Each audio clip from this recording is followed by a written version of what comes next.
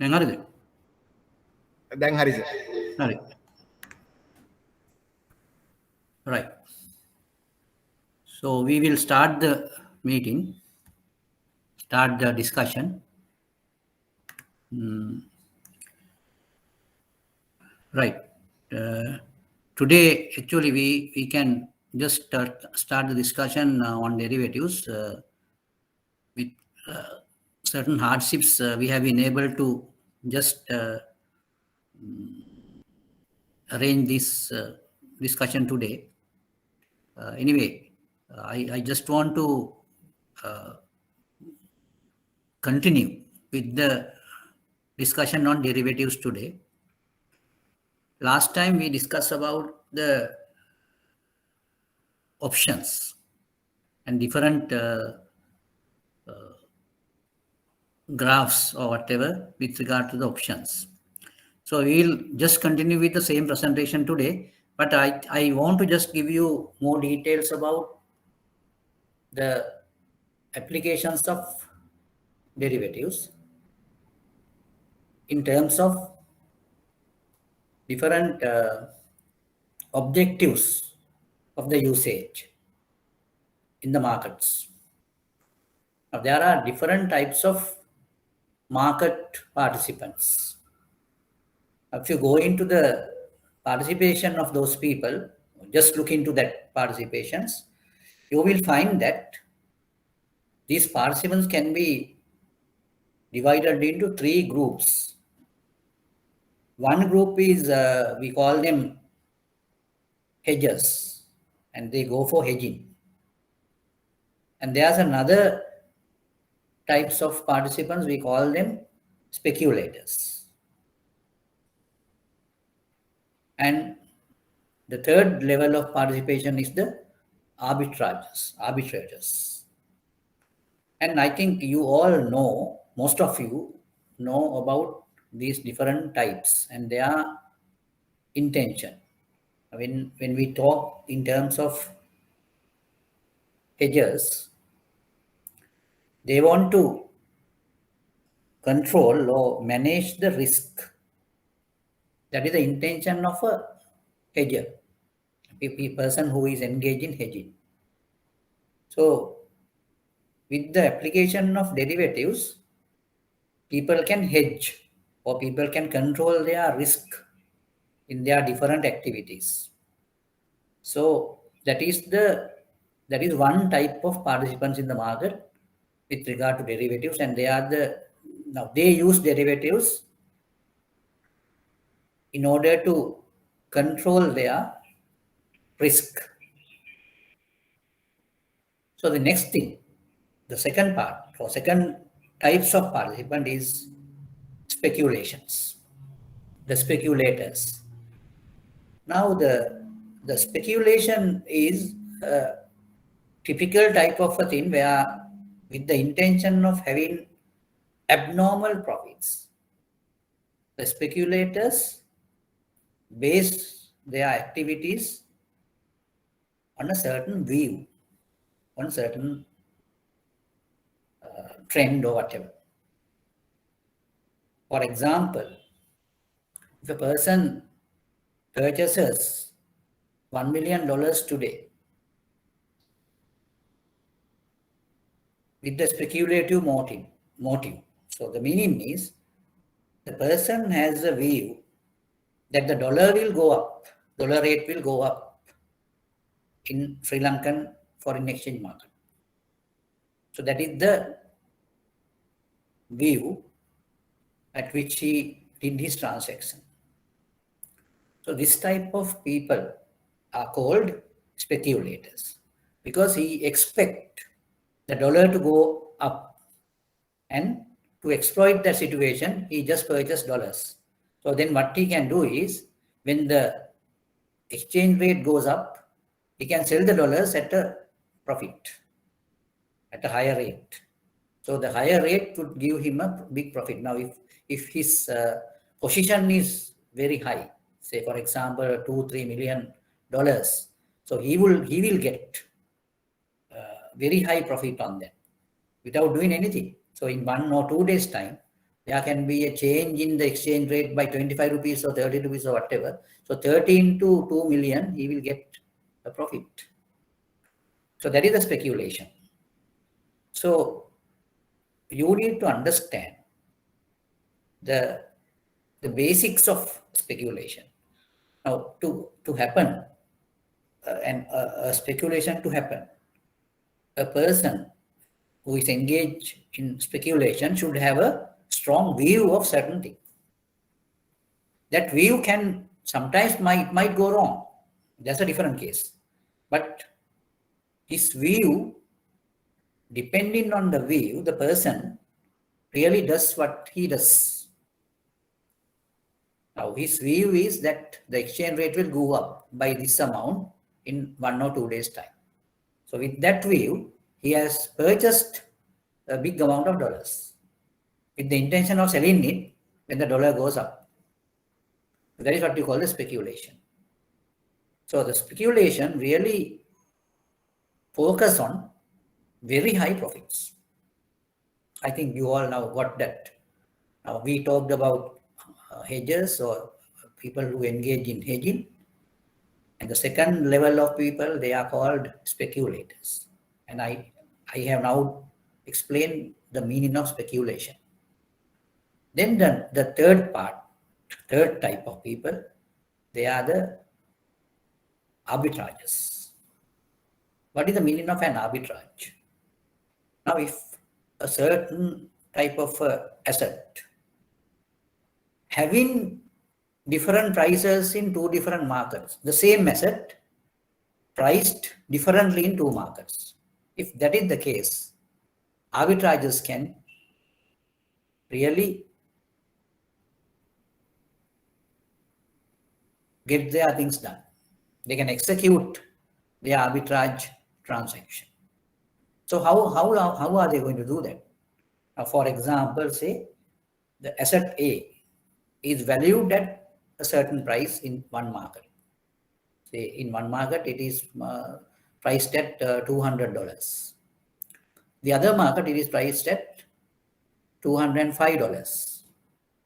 Then an arbitrager can purchase from the low price market and sell it at the high price market. But these two things should happen simultaneously at the same time. If it happens at the same time, there will be a profit opportunity, and we call it a locked profit. And that is what you call arbitrage. I think you got it now, what it is. So when you say you now noticed the same asset priced differently in two markets. If it is there, if that discrepancy is there, you will be able to purchase from the low price market and sell it at high price market simultaneously. If you do that, you will end up with the locked profit. Now, there are several practical examples of this. You all know now different stock exchanges, there are different stocks at sale, or you can, or are quoted now. Say, for example, there are two very famous or very highly famous international stock markets. Say, New York Stock Exchange, then but there is one market, the other one is London Stock Exchange. But I think you can see some international company, they have they quote in NYSE or the New York Security Exchange and the London Stock Exchange. But the same asset, a share, say Microsoft, they quote at LSE, the London Stock Exchange, and the New York Stock Exchange. But in the New York Stock Exchange, all are priced in dollars. All stocks are priced in dollars. In London Stock Exchange, all stocks are priced in sterling. So what you can see is, in a particular time, at a particular time, if you go into the exchange rate, now you do the exchange comparison or exchange conversion and see there's a difference in price. then you will be able to do the arbitrage. You can purchase from the low price market and sell it at the high price market. I don't know whether you got my point. I can give an example. Say, Microsoft share is priced at $200 in NYSE, that is New York Stock Exchange. $200. At the same time, you can look at the London Stock Exchange and see the price as 100 sterling. And you can see the exchange rate also. 1 sterling is equal to, say,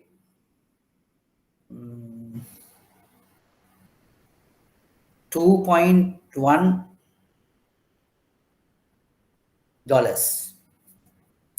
1 sterling is equal to $2.1. If that is the exchange rate, right? So then what happens? When now one sterling is equal to $2.1. Now I think I can just put it on the board.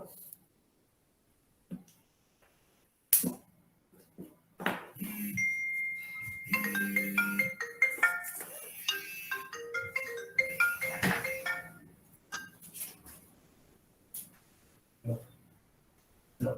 Oh. Oh.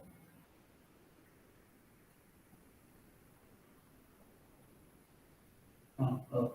Oh. Oh. Oh. Oh. Hmm. Oh.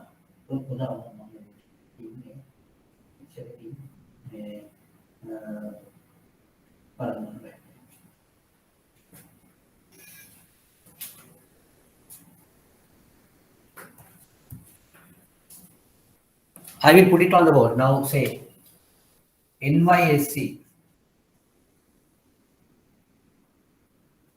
Microsoft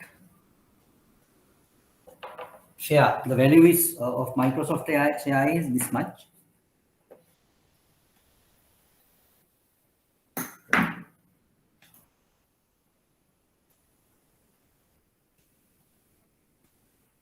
Say it is $200. In the London Stock Exchange, it is 100 sterling. Now I will put the exchange rate also. 1 sterling is equal to $2.1. 1 sterling is equal to $2.1. Now if you look at it, you will find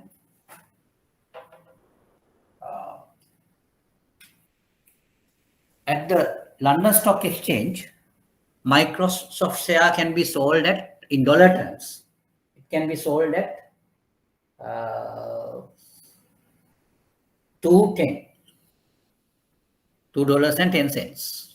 That is the value for the Microsoft share. But it is valued only at $200 at NYSE. So what shall an arbitrager do?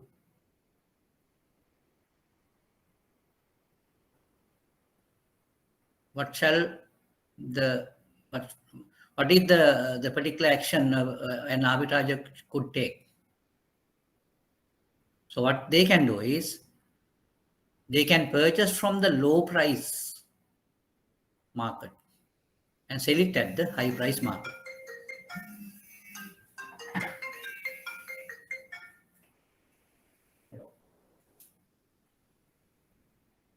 All right.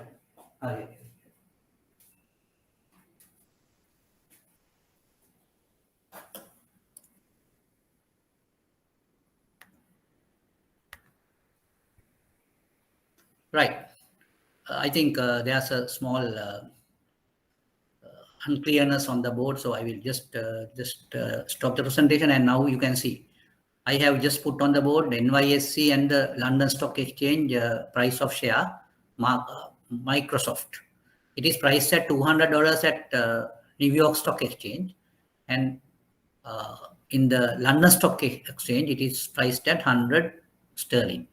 And I have given the exchange rate also, that is 1 sterling is equal to $2.1. So now you can see, if you convert and just get into one currency, you will see in London Stock Exchange, the price of a Microsoft share would become $210. $210, because it is 2.1 is the conversion. So 2.1 into 100 comes as 210. $210. So now you see. Now if you get it into one currency, one type of a currency, it is more expensive at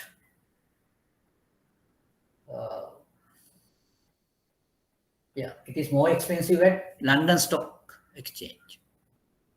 So what an arbitrage now can do?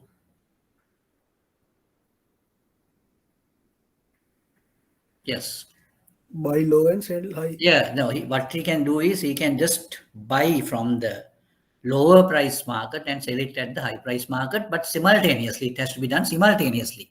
Now, I think, now you wonder whether it can be done. What do you say? Is it a possible thing? Is it possible to do that? Yes, of course. Yes.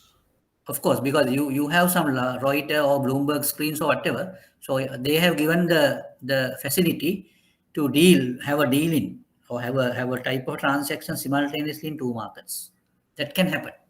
So proprietary dealing means something similar to this, no? Yeah, proprietary means, now, say for example, normally the banks, what they do is they just do the transactions on behalf of their customers. On behalf of their customers. If a bank does a transaction on their own, say for example, it is bank's portfolio. If they do transactions, share transactions or whatever, on account of the bank's portfolio, so that such a transaction is known as a proprietary transaction. So in the same manner, if a person on his own does his investments or that type of tradings or transactions, then those are called proprietary transactions. These proprietary transactions came into being with the institutions, because institutions sometimes do transactions on behalf of their customers, customer portfolios, and on behalf of on their own, so their own portfolios. Now, if a transaction is done on their own portfolio, we call them proprietary transactions. I think now you get the point, no? Right. Yes. So now the interest rate is increasing trend. Yeah, of course. Yes, 700 basis points. Yes. Yes. That will badly affect on bond price, no? That. Yeah. Bond price, now bonds will come down in price drastically. Yeah, so last that is one thing. also 5 year bond. Most of the portfolios, most of the banks' bond portfolios will come down in value, and that will affect their value. Their value. So value will drop. Their value will drop, and it will affect their equity also. Yeah, most of banks maintain fair value through their portfolio. Of course, that will badly hit. It will badly hit the banking. Their value. It will hit their equity. It will hit their equity. Yes. That will happen. That will happen because most of the banks have a very high valued portfolios on bonds. Now, only thing is, now the matter here is, if you do the mark to market only, that will happen. So in some cases, the mark to market may not happen. If it is only a trading portfolio, now if you have a trading portfolio only, you might do it. Otherwise, you don't do it. No. If you do it, only that particular value effect will come. Otherwise, it won't come immediately. It might, you can just wait for some time and then do some adjustments for that. But anyway, it will directly affect the trading portfolios, because every day you have to do the mark to market. Yes. So when you do the mark to market, your value will go down drastically. So that is the issue. But the But fair value through OCI portfolio, this AFS portfolio, yeah. that is affected on OCI. Yeah, of course. Yes. Bank used to do that daily basis. Yeah, that's the thing. So anyway, it will affect. I'm not going to tell that it will not affect, but the highest effect will come on the trading portfolio. Even sir, this revaluation on forward exchange contracts also came into play. That also will have a issue. That also will Yes. have a issue. So I think those are drastic type of things. But anyway, for the time being, I don't think that there will have been any other option, because the issue here is the interest rates have to be in par with the inflation rate. Otherwise, what will happen is there will be a drastic drain from the bank deposits. So I think that's a dangerous situation if it happens. So therefore, I think the interest rate increase would have been a particular safeguard for that. Maybe. Like this scenario, sir, what would be a strategy for banks? Like they need to maintain shorter term portfolio or something like that. Maybe, yes. That would be, I mean, in terms of bonds or whatever, so you need to have such type of treasury bill portfolios rather than bond Bond. portfolios. So that will be one type of a thing. But I think the other thing what you can do is you can just bring down the levels of trading portfolios. If you can bring down those trading portfolio levels, then there can be a certain type of uh, solution. But that solution will not be a 100% solution, but it will give you a certain type of a relief. That is Yes, the only thing we can just but look at. even sir, we lend at a fixed rate. Now we lend fixed rate. Yeah. If the deposits roll over at a higher rate, then the bank is Yeah, of course, yes. Now that particular issue will come. That yes, particular issue will come. But anyway, some of the loans are, I think, floating rate loans, some of the loans, because variable interest rates are applicable for some loans. yes. So therefore, you can, in a stage basis or whatever, you can increase the loan exchange rate, loan interest rates. But anyway, that is also a very difficult thing to be done. Anyhow, so this is a crisis situation, so we can't really go on the normal time strategies, but we have to have very, what you say, a dedicated type of a strategy for this particular type, only for this type of a thing. So it's not a general type of thing we need to go. So we have to see this particular thing and we have to find out answers. So that is So what do we you think in Treasury Department we need to reduce dealers limit in a situation like that, or we need to keep our normal rate as it is? dealer Even limits. portfolio size, even Yeah, every not the yeah. dealer limit, like portfolio limit and all. Yeah. So I don't know the restrictions. I don't know the restrictions also to be imposed by looking at several aspects. So by merely limiting the things would not help. Merely limiting the things. I mean, limiting the things would be only one type of a step. There can be several other steps to be taken. So not only that. So anyway, first thing what we can do is, now even though we enhance the interest rates, immediately the rate increase will not happen. That is one thing I want to tell you. The increase in the rates will not happen immediately. There will be a time, and that increase also will be in a very gradual way. So therefore, I don't think that it will happen that way. But anyway, the banks may not be in a position to tackle this if they have not increased their interest rates sufficiently. So that is the other part. So then they need to strike a balance on these things, because the customers would not expect the banks to increase their interest rates immediately by 7%. it may never happen. So anyway, the banks will have to enhance their interest rates invariably, but it is not by 7% immediately. So, but what they do is they would increase the rates by 2% or 3% at the start, and then again they will start it again by 3 or 4% again. So that is what they will do. So I think in that trajectory, they can buy time for this.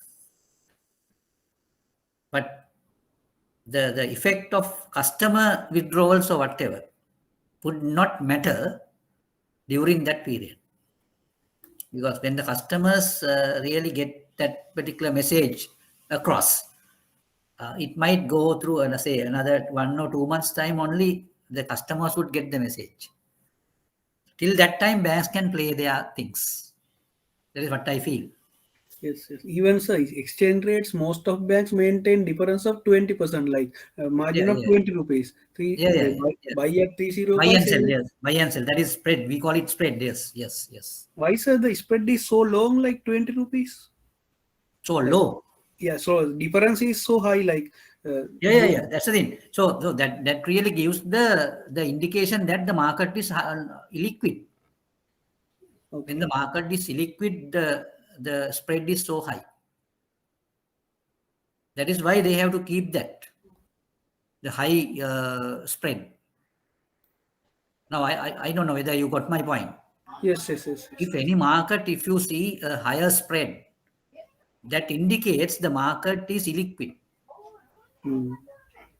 Market is illiquid. Now, I think it is obvious to say that the dollar market is illiquid here. Dollar foreign exchange market is liquid, basically in Sri Lanka. That is why it happens that way. That is why the spread is so high. If the liquidity comes to the market, the dollar liquidity comes to the market, the spread will come down. I think since this is a dynamic situation, another 1 or 2 months' time, these things might come to a certain level. It might come down. Because the thing is, the dollar flows and all, it might start inflows.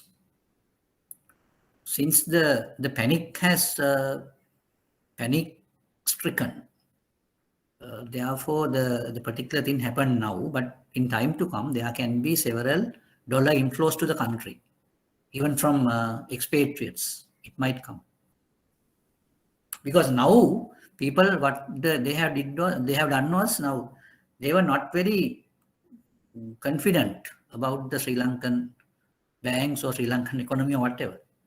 But in time to come, people will feel that to do something to the country, they should send foreign currency to the country rather than putting it to black market. If they do that, the country can be saved. Country could be saved in that way. That's what I think. Because all the expatriates try to do something. They are not really doing any sacrifice in this case. They are not doing any sacrifice because their money, it is their money. They can have their own accounts here and they will get a higher interest rate also than their country. Because dollar interest rates are around 1 to 1.5% in other countries, even in USA. But in Sri Lanka, now about 8% they pay interest, dollar interest. So in that context, the Sri Lankan expatriates, the migrant employees, they would be up on the deal if they send money to Sri Lanka. What do you say? Because they will get a very high interest here. What do you say? Do you agree with me? Agree, but by looking at the country situation, no one is in the money. Yeah, right. They are not very confident about it. But they might think that their money would be in the drains. Huh? Yes. So, no, it should not happen. It should not happen actually. this Because the newly thing appointed is that, governor also made yeah, a statement, like positive statement. No? yeah, that's the thing. Now, I think assuming duties by a central bank, I think that could really just give some type of a boost to the confidence on central bank. So then people should do that, because now that is the I mean, in this crisis, the Sri Lankan expatriates should do that. So they are not doing any sacrifice. What I say, the sacrifice is only that they need to, I mean, keep some confidence on the Sri Lankan central bank. That's all. For the time being. For the time being, that is the case. But I think even though you say that, people do not have that much of no confidence on the banking sector. No? Whatever the central bank is doing, they know the banks are uh, not that, what you say, gamblers. Bankers are not gamblers, no. I think people don't have that type of idea about banks. People have a normal confidence on banks, banking system, even in Sri Lankan banking system. That confidence has not been eroded, I think. What do you say? It has not been eroded yet. Because banks really did their part well. Yeah, but even this SLD sovereign bonds also going to mature, and the government is going for a restructure. Yeah. If it is a case, this clients' money banks invested clients' money on bond, Yeah. no? Yeah. Then if they come to withdraw, bank doesn't have Yeah, dollars. yeah. That would be there. Yes, that would be there. No, that's what I am telling. Because we need to have some type of sacrifice. Sacrifices, and I think those monies will not go into drains, but there can be some illiquid positions to be maintained. That is the issue for a certain period of time. But I don't think that it might come into such drastic type of levels, but there can be certain type of because it's like this. No, now just imagine. Now, when you send our money to, say, you are in foreign country, if you send money here, and if you just do a saving without withdrawing it again, uh, unless for a very urgent matter, then there will be there will be a certain reserve. Reserve can be built up. So, if you do not have any urgent requirement to withdraw those things, no harm keeping it there, no? What do you think? Yes, that's correct. No harm keeping it there, because now, if you do not have confidence only, you just take it. I mean, that is the reality of financial intermediation. No?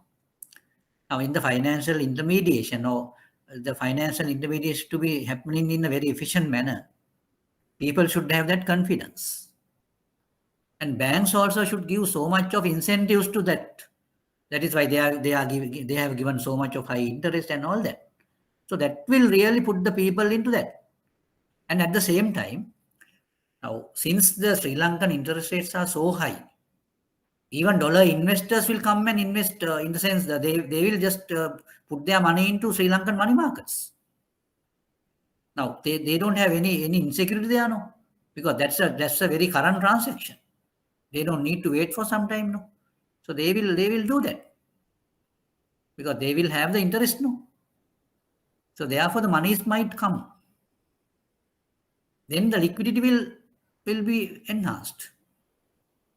I think since that, I mean, what I want to tell you is these steps which they have taken are reasonable for the time being. That is my understanding.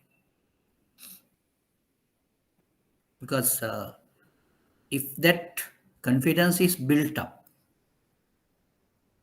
on the central bank and the banking system, it will happen. Because I really get so many calls from my foreign friends, and they need to send money to Sri Lanka. And I told them, you are not doing any sacrifice by sending money to Sri Lanka, because now Sri Lankan banks are paying so much of high interest to the dollar accounts. Any country, you can't get that type of interest. But as a country, you should not really have a no confidence on this government, not the government. I'm not talking about government, not central bank. That confidence you have to put that confidence on central bank, not on the government. So therefore, sending money here would not become a sacrifice.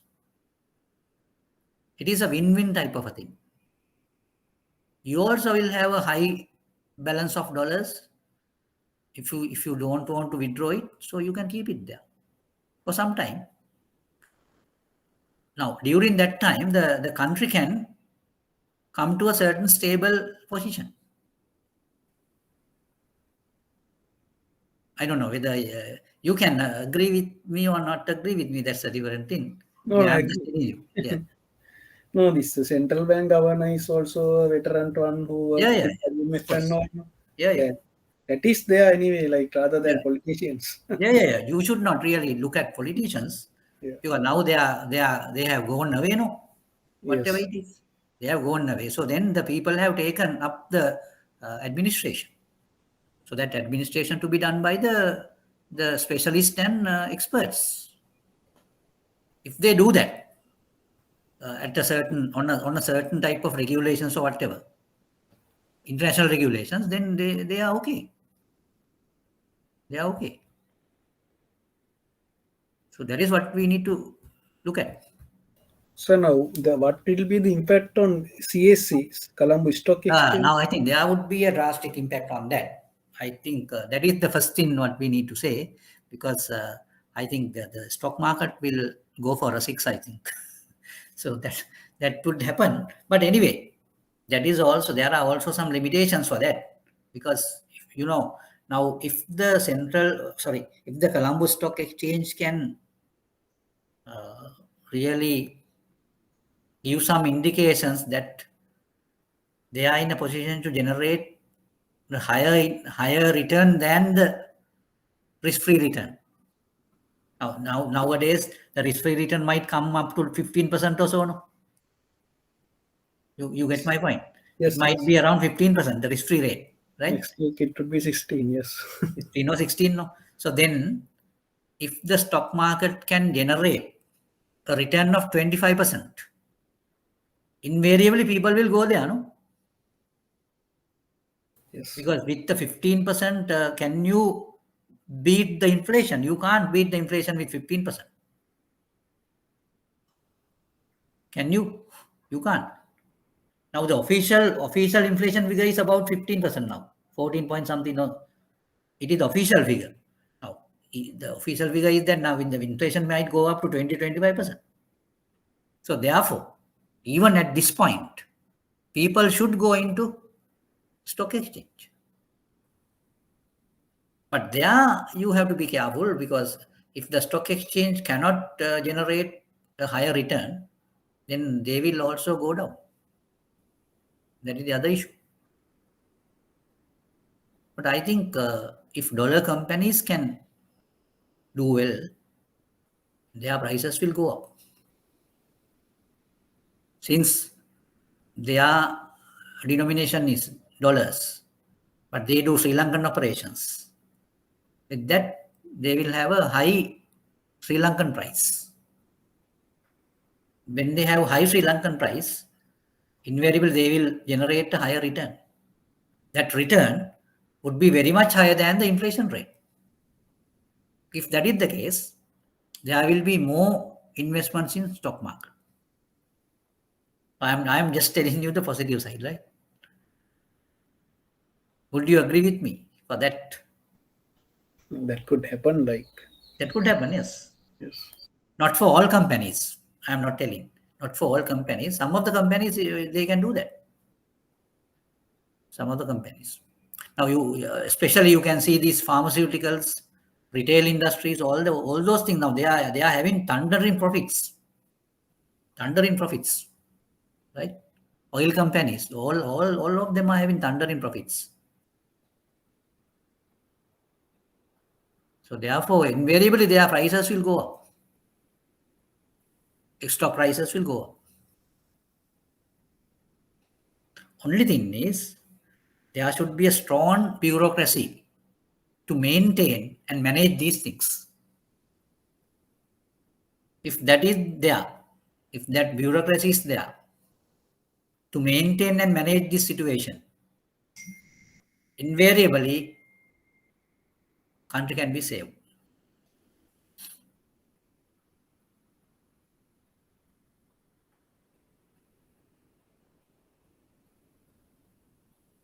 Right. I think we have done a very interesting discussion. Anyway, you need to have this type of sense, no? Otherwise, no need of doing this type of studies or whatever. We have to apply these things to the country's needs. The country's future depends on these type of discussions, actually, because now that really forms the people's activities towards that. Right. Anything else? Anyone else want to talk on these things? Because what I feel now, I really find that these things are very, very important. Because people are not really sleeping on this. I got several calls from several of my foreign friends, and they really prepare to send money to Sri Lanka even. Not only that, now I think you heard that we are running short of this very, very basic drugs and all, medicines and all, and they are prepared to send those things also. Now see the point. The similar thing happened to India in 1991.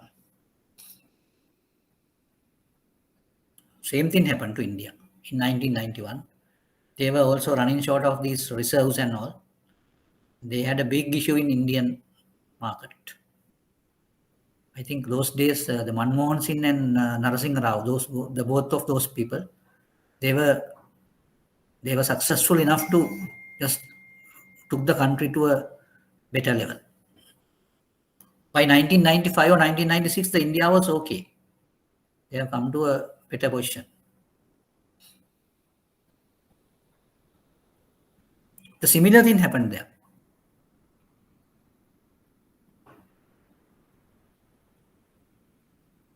Right.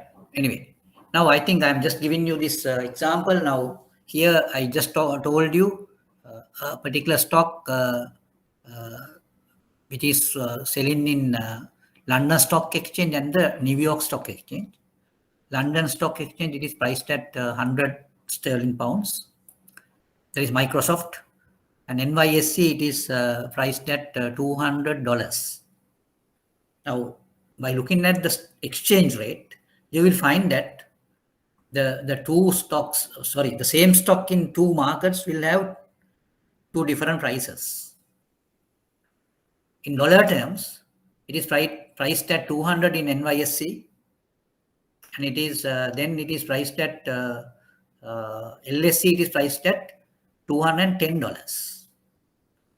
Invariably, now the price is higher at London Stock Exchange and lower at NYSE. So then, what is the suggestion you make for a dealer?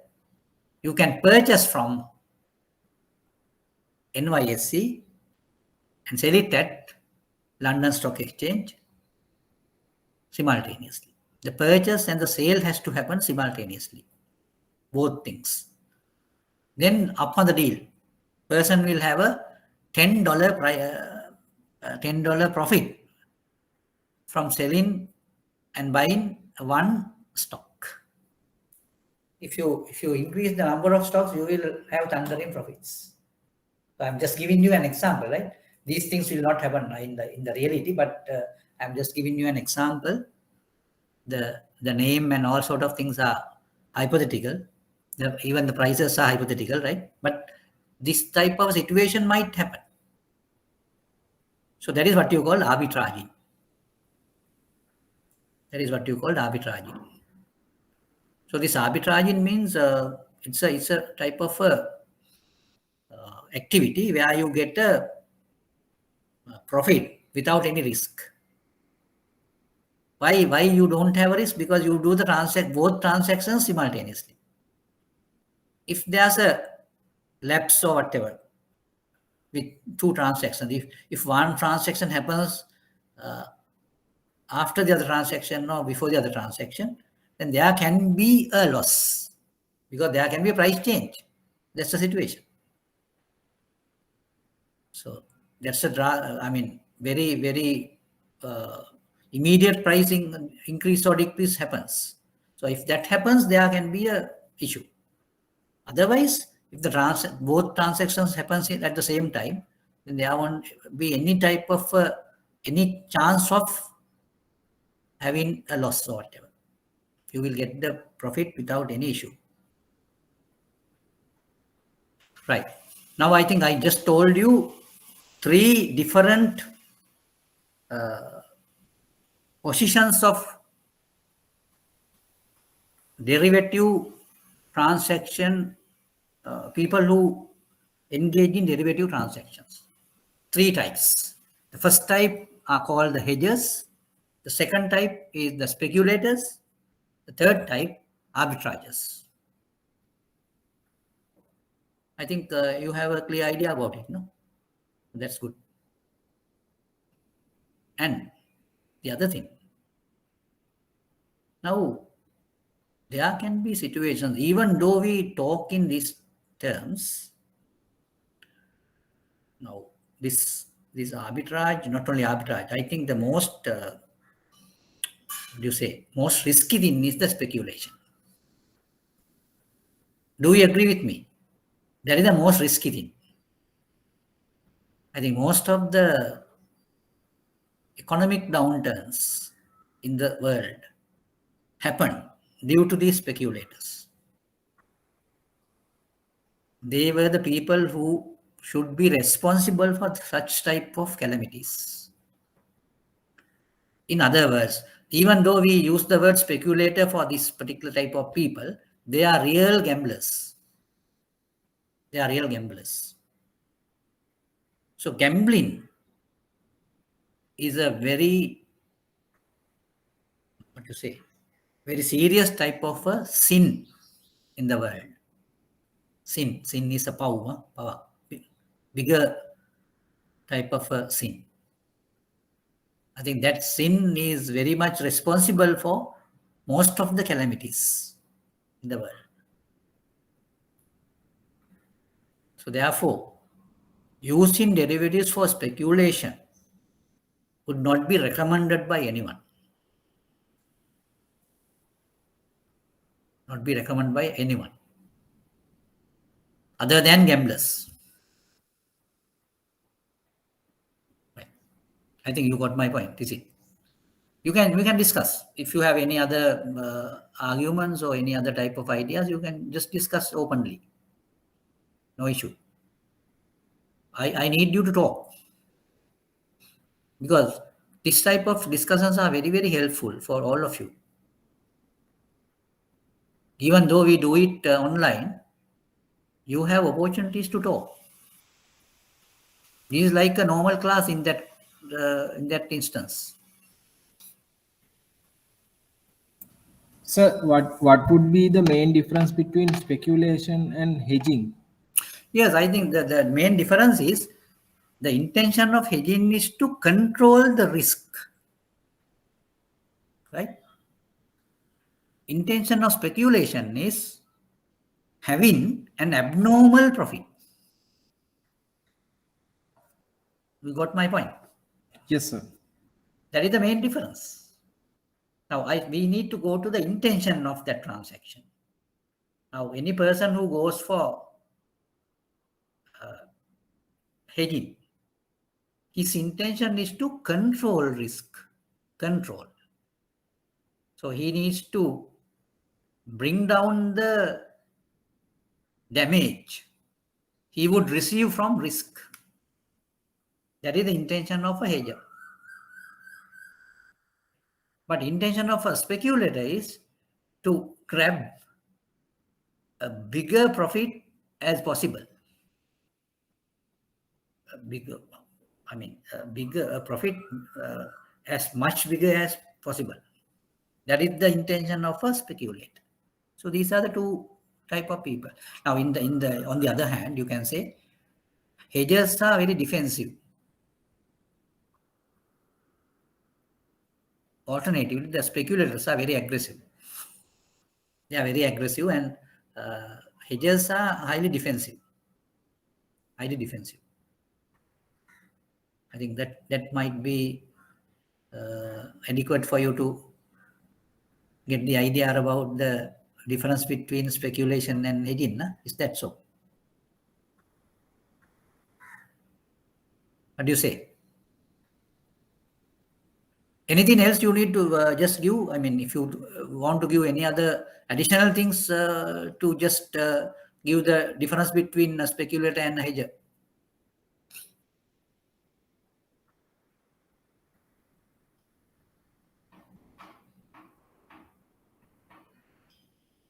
But what I want to tell you is, even with hedging, people will get some damages. That could be there. For example, say, I might go for a forward exchange transaction. Say, now I go for forward exchange, and 1 month forward, I just buy dollars 1 month forward for say 350 rupees, right? But after 1 month, you will find in the market the dollar has come down 280 rupees. So what will happen? So I now I have to just do the transactions for 350, whatever it is. But I might lose so much. So you cannot give any license or any type of a certificate that you might not lose anything by doing hedging. But what you do is you just try to bring down the loss. That is the intention of hedging. But when you say speculation, even though you expect that the particular exchange rate goes up, it might come down. Then you will be at a high loss. But if you compare these two, hedging and speculation, if you incur a loss, the highest loss would be incurred by speculators, not the hedgers, comparatively. Even on the other side also, the highest profits would be earned by speculators, not the hedgers. You see the point? Sir, Both ways it is correct. now, sir, Yeah. We can do a hedging transaction Yeah. with having a speculative mindset. Speculative mindset. Yes. So if you do Yeah, it yeah, like yeah. Right. Then you need to just explain what is the meaning of speculative mindset. you expect Yeah. by the hedging transaction the prices will go down by huge amount.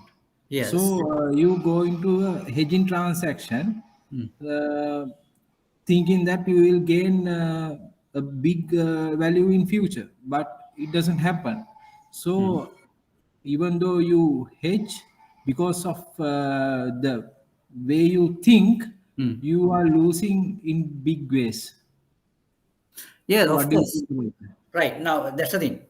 I think what you are saying is correct if you have gone by the result. Now, I think you have gone by the result, not the intention. Now, Yes, sir. Yes. to have a demarcation between speculation and hedging, you should go through the intention of that. That is the main thing, right? As it is, if you say that he had an intention to have a higher profit by doing hedging, right? Then it is not a hedging. It's a speculation in that case. Right? Sir, right, sir. I think you got, have you got my point? Yes, sir, yes. Right. Because the thing is now, what I want to tell you is now, all these things depend on the people's intentions. Therefore, we have not gone into the result.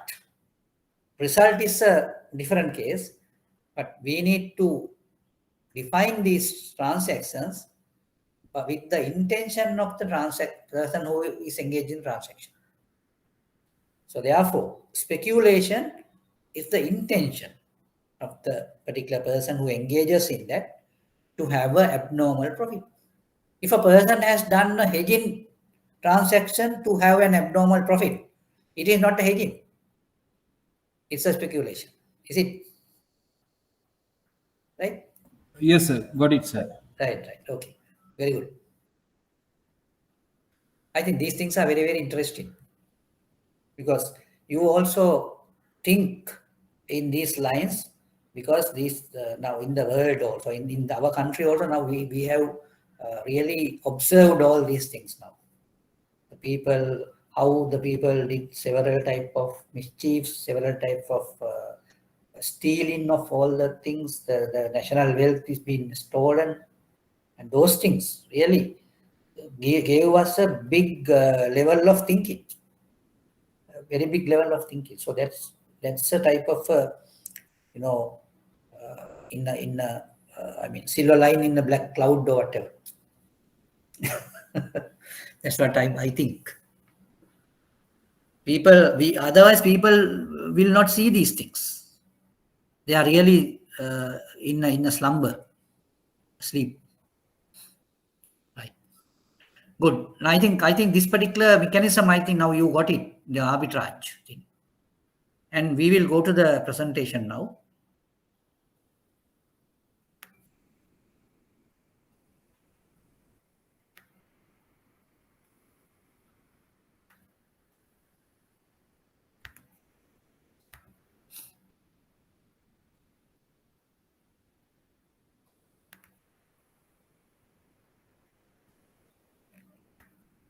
Can you see the presentation now?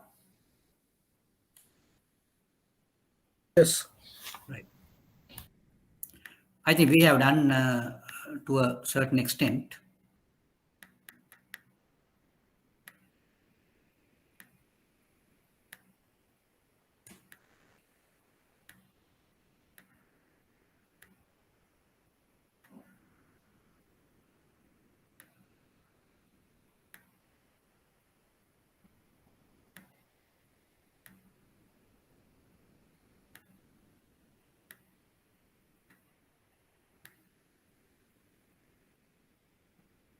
Right, now we just discussed about options last time.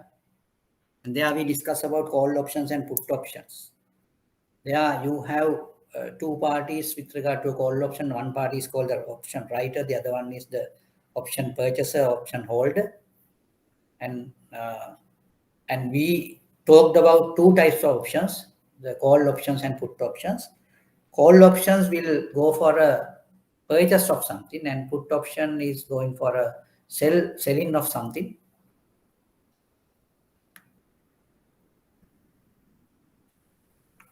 And we can just say a long call means you go for a purchasing or holding of a call option.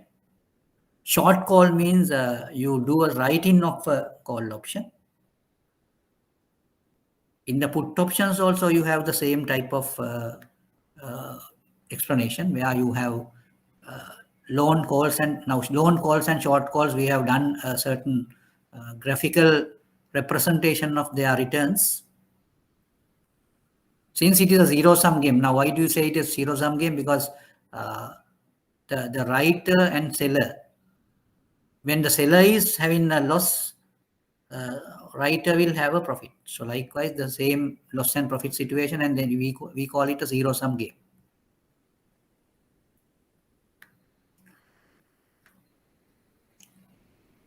In call options, we can write and purchase.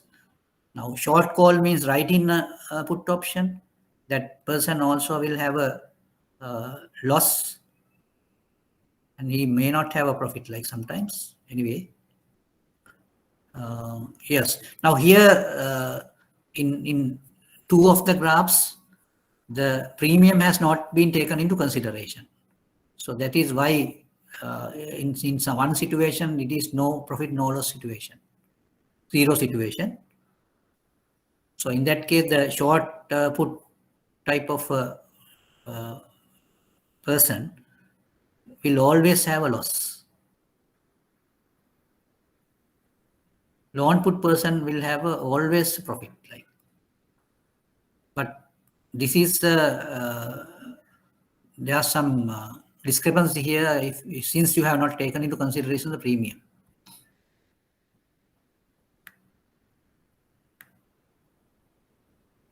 Now here, the premium is taken into consideration. For that, the person who purchases the put option will have a profit, a higher profit and a limited loss. The loss is limited to the premium paid. Profit is rather higher than the premium. But if a person writes a put option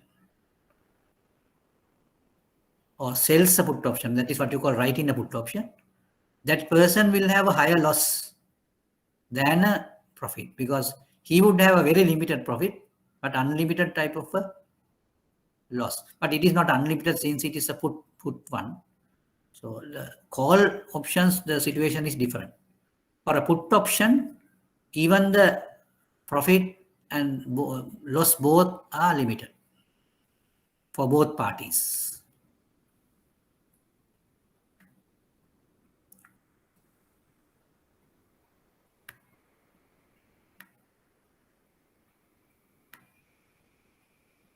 Now here you can see the call options. For a call option purchaser, the profit can be unlimited, because this line can be extended to a greater length, but his loss is limited. But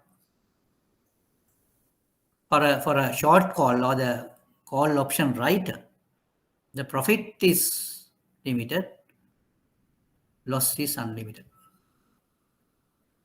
Now these things are very important in an examination point of view. So therefore, you need to understand these things on that basis. There can be questions on this, because you might be asked just give an example or just explain the loan call, investor engaged in a loan call. Now his returns, you have to explain with regard to the returns of a loan call investor or loan call a person who engaged in a loan call transaction. Now, what do you mean by loan call? Means it's a purchasing the call option. That is what you mean by a loan call. I want to just tell you something else also. I don't know whether we have just discussed about it last time. Now, when you talk in terms of an option, there are two types of options. One type is called American options. The other one is called European options. Now, for a American option, there will be a period of time. During the period, on any day, you can just execute the option. Any day. Any day given in a given period. Such options are called American options. But the other type, we call it the European options, where you have to exercise the option on a particular fixed date. Such options are called American options. But in the pricing of options, it is little difficult for you to price an American option. Rather, an European option can be priced in a more easy manner. The reason is you can exercise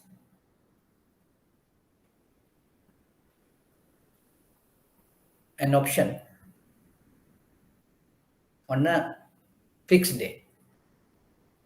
It would not be on a period of time during that period in any day.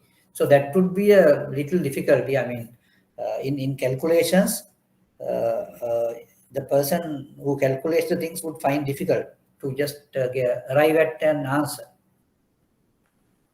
But for a European option, it is answer can be given in a more easy manner,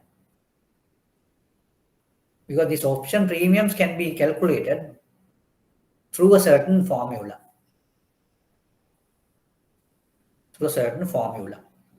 Now that formula is known as Black-Scholes option pricing model.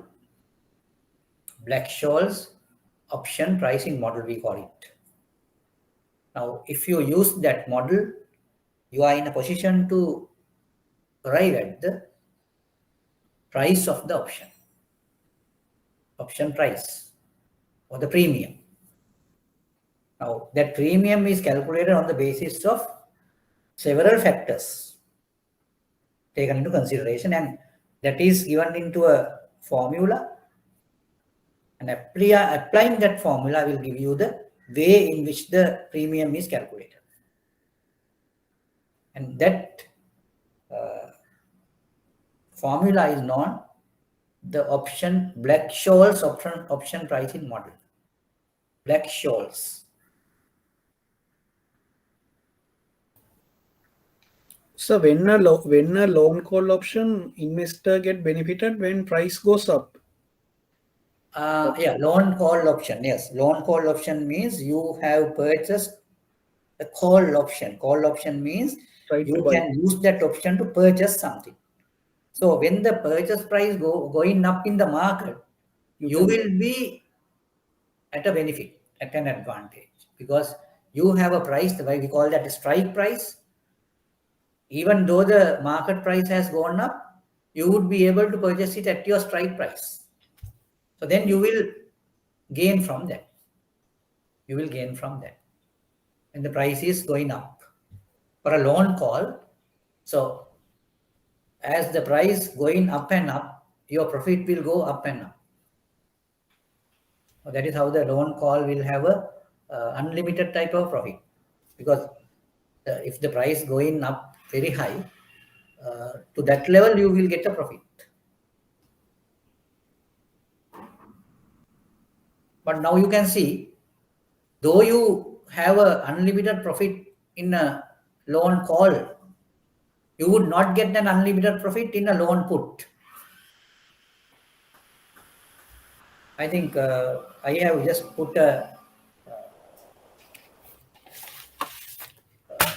graph for that. Now just look at that graph also.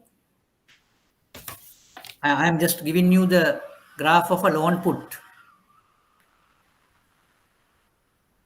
Right, you can see this.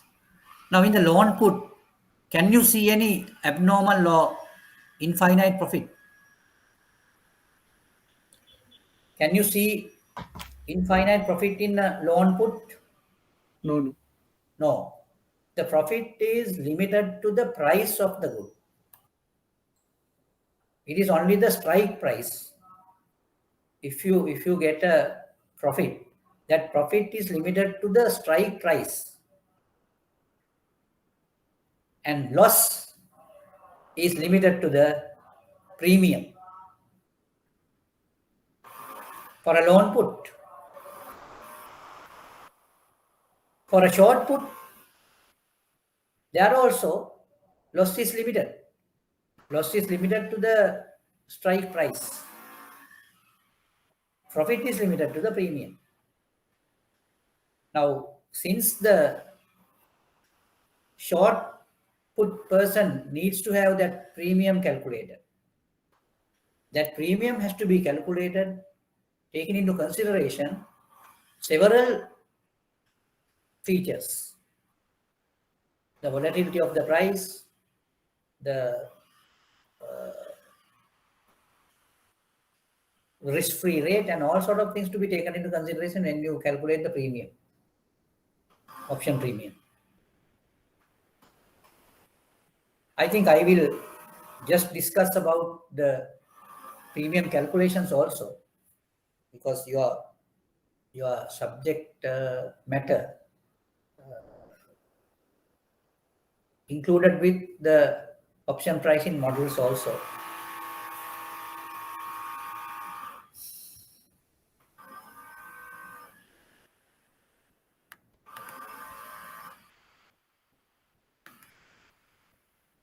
Now, have you got any idea about these premiums and the importance of calculating the premium?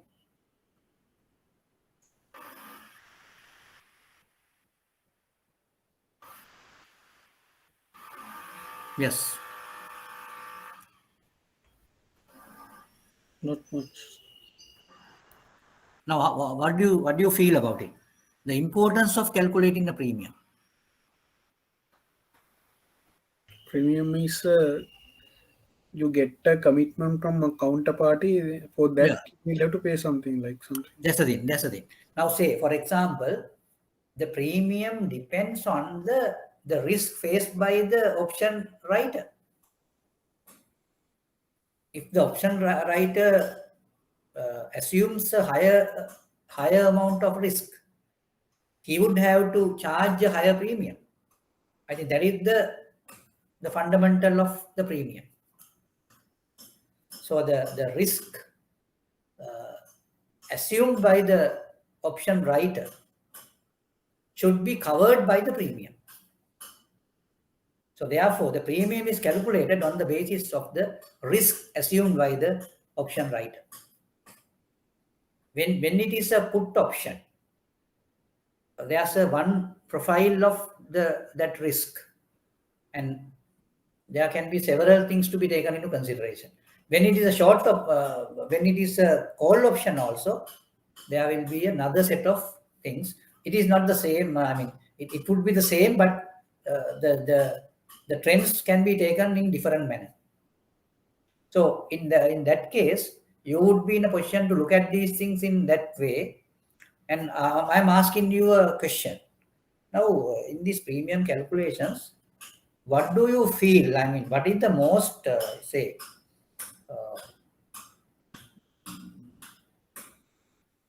most critical premium to be calculated is what? Is it a put premium or a call premium? Critical, more critical. What is the more critical calculation or more critical thing to be calculated as a premium? Either it is for a loan, a put option or a call option.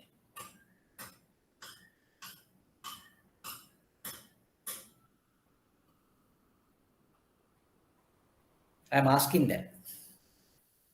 I think you can give an answer for this. I mean, in the message column, you can give an answer. Again, I will give the question. What I'm asking is, more critical premium would be on call option or a put option.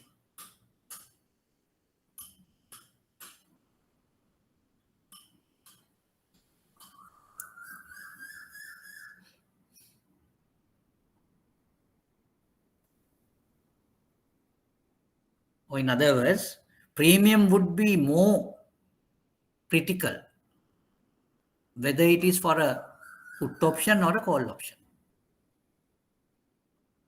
More critical. And then you have to give you, and if you select a more critical one, and then you need to give a justification for that also. Why do you say it is more critical for this? So can you answer that question?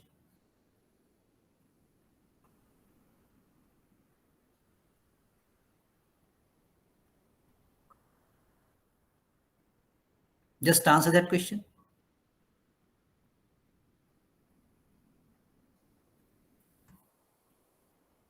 I don't know whether the question is clear.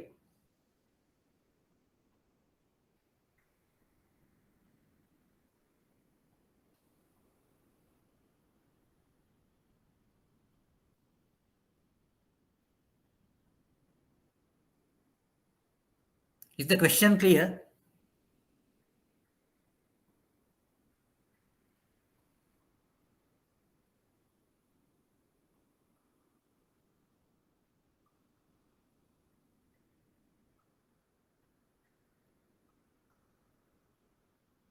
Is the question clear? Yes, sir. Right. Then give an answer.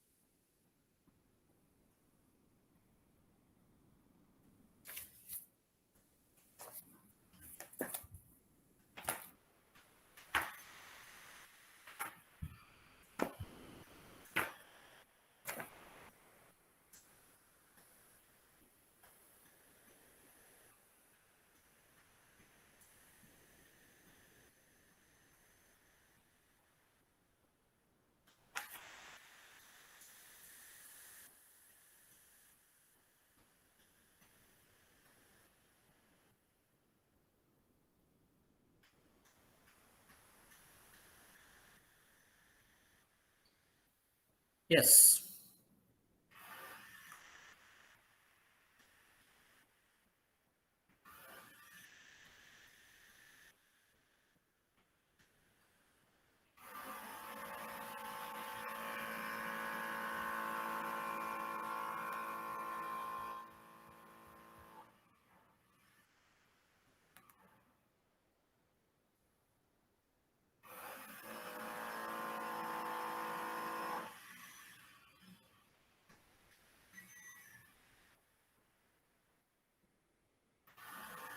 Samit has given an answer, Ruchira given an answer, others also should give an answer, right?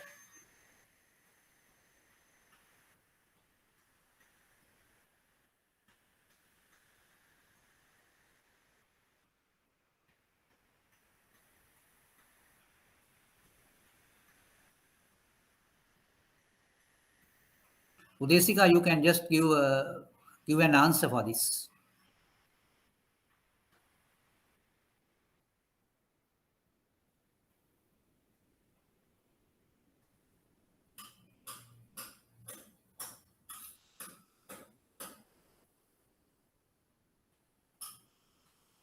I will give you your topic.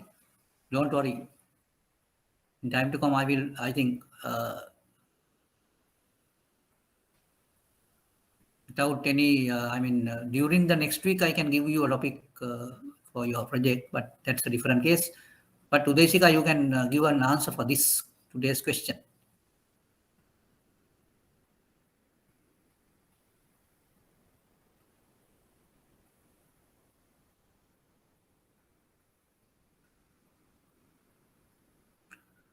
I will just repeat the question. What I am asking is, what is more critical to calculate the premium for a call option or a put option? That's what I am asking.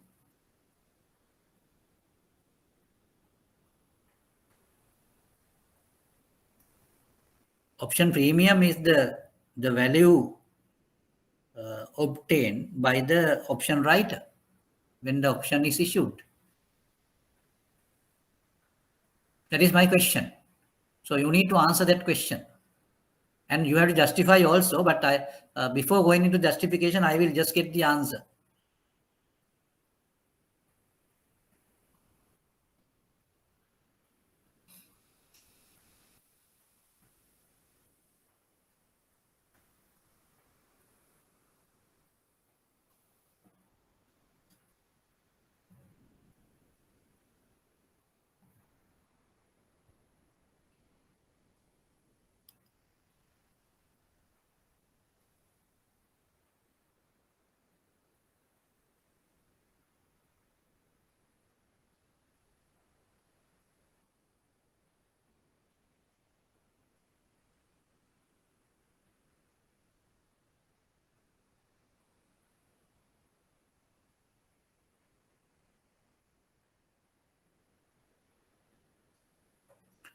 Only Samit and Ruchira has given an answer for that. I expect answers from the others also.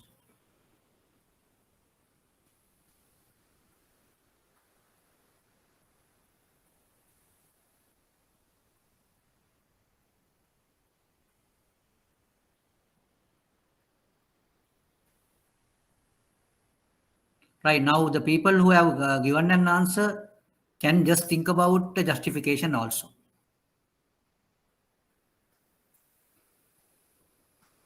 Why do you say more critical is for a call option? More premium to calculation is more critical for a call option. Why do you say that? If it is a put option, why do you say it is a put option?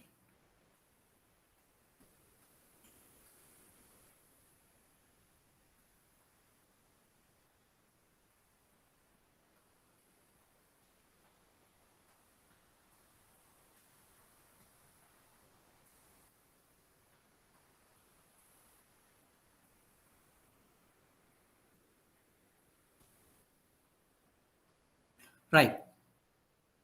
Since I can't see any more answers. So anyway, Samit and Ruchira has, they said it's a call option. It is correct. Your answer is correct. And then say why it is so. Why it is so.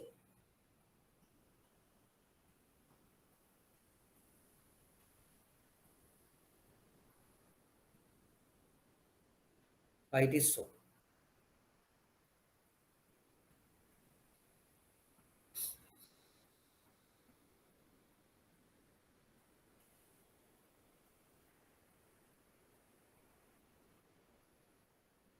What I feel is now you all should have a good thinking process rather than going for these prescriptive type of methodologies.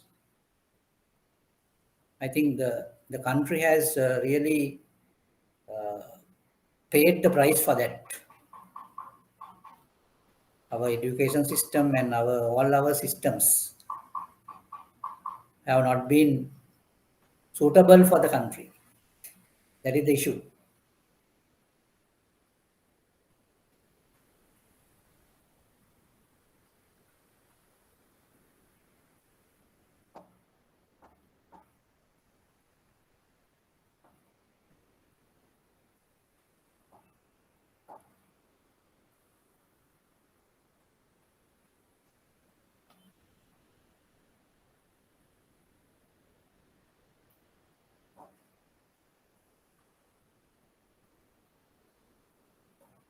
Yes.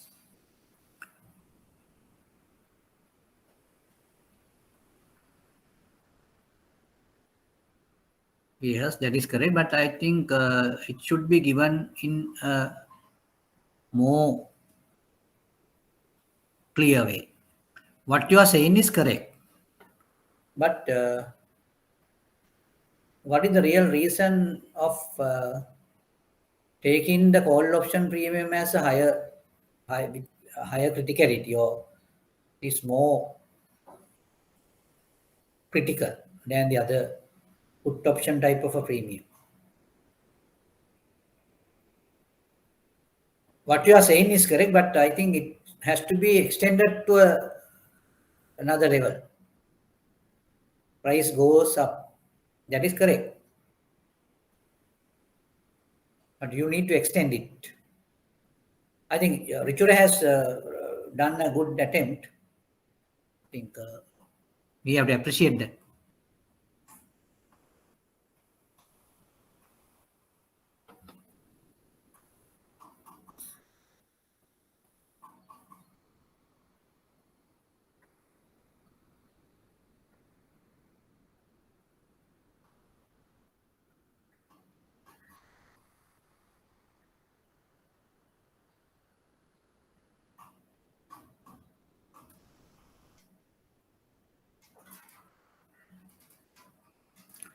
What do you say, Samit?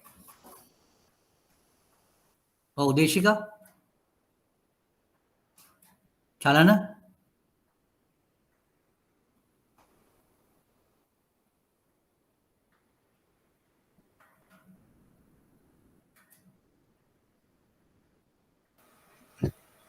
Sir, Yeah.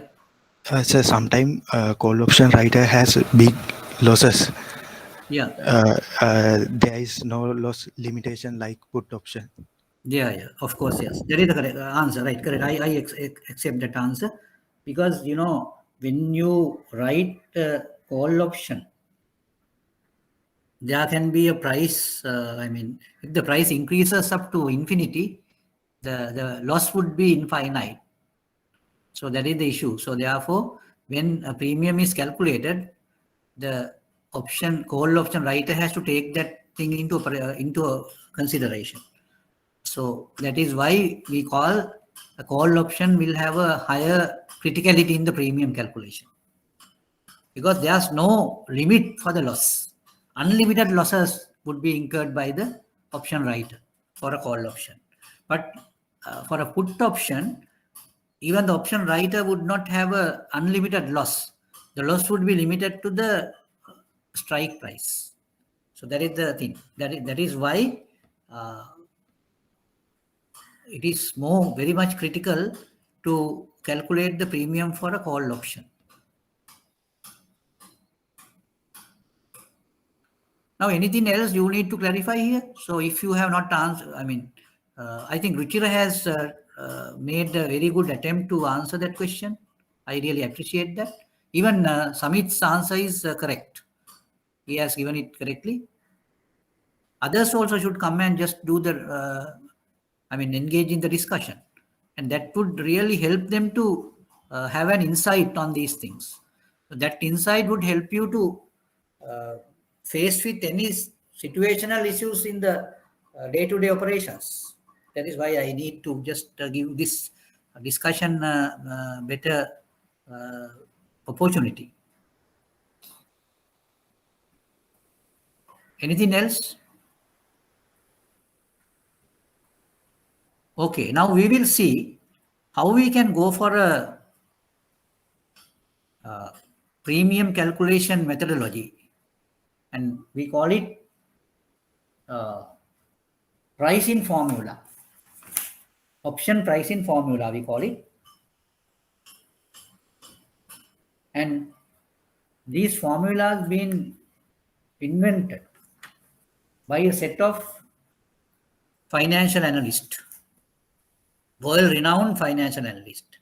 I think some of these financial analysts were Nobel Prize winners. Nobel Prize winners.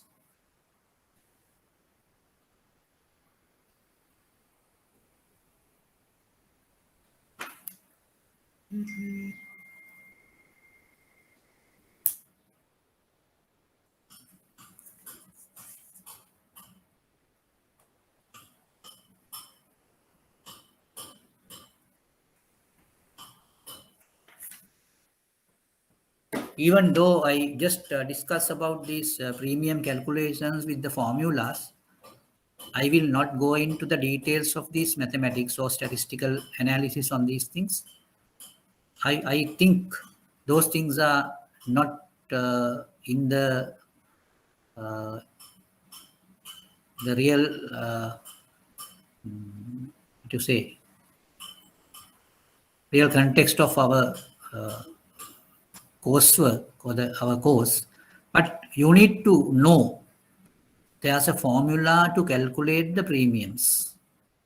So that is what you need to understand. And I will tell you that even if I give the formulas, those formulas are, you need not by heart those formulas. Even in an examination, you would get the formula. But you need to understand how you apply that and what type of terminology or the notations are given in these formulas. That is what you need to understand. That's all. Don't worry about, don't think that we have to by heart the formulas. No, it is just no case like that. The only thing is now you have to be very familiar with these formulas and you need to apply the formulas into different situations.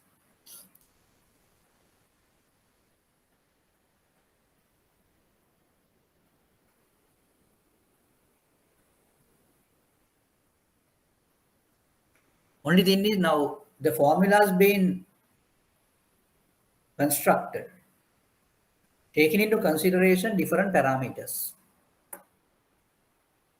For example, the parameters may be sometimes it can be the risk-free rate, it can be the market price, it can be the volatility of the price, or likewise. You can have several things in the as a parameter. Now, what we need to understand is the criticality really depends on the parameters can go into an extreme value. If that is the case, the whole premium calculation would become a very sophisticated and complex thing. That would be an issue. So therefore, you have to understand all these things. If you can understand the things, there won't be any issue, and you will clearly get the things into your mind.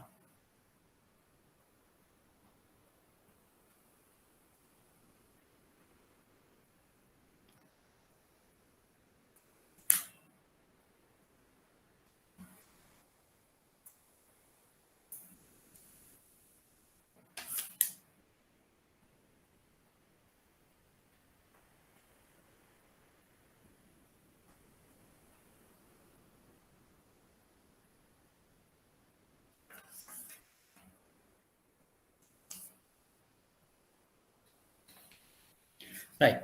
Now, the other thing is, if you use the formula, you have to just select the formula on the basis of the type of the option.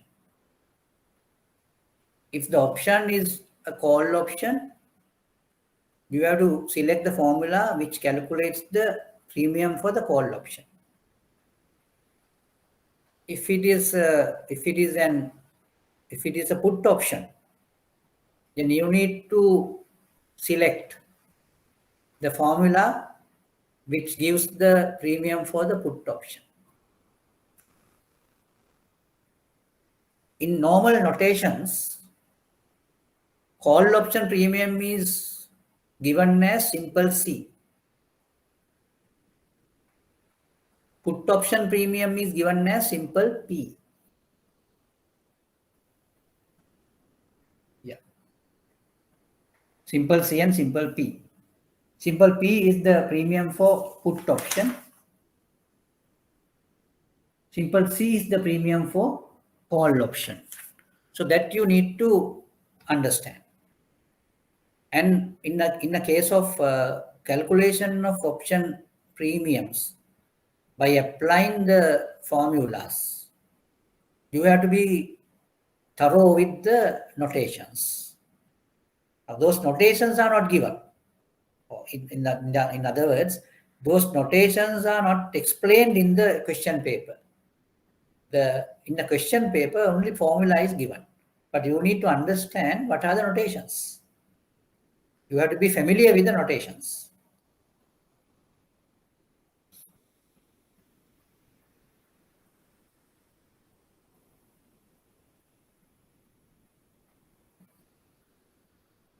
Now we are talking about the calculation of option premiums. And at the beginning, you got an idea that as a premium, call option premium is very much critical because there's a chance of having an unlimited loss by the option writer. Because of that, we consider call option premium is a more critical premium to be calculated. Alternatively, the put option premiums normally may not have unlimited losses for the option writer. The loss of the put option would be limited to the strike price. It would not go beyond the value of the strike price. And put option profit is limited to the option premium. So when a put option premium is calculated, you can see what is the difference between the strike price and the put option premium.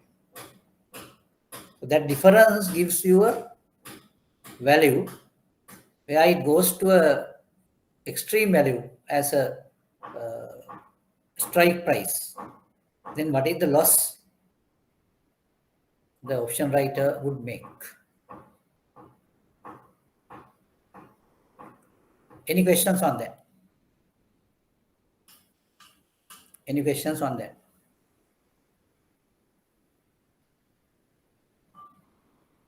Now, initial stages, what we do is we just go by the option premium calculations, the mechanism of option contracts, not only the options, other derivatives also. We have just talked about futures, swaps and all that.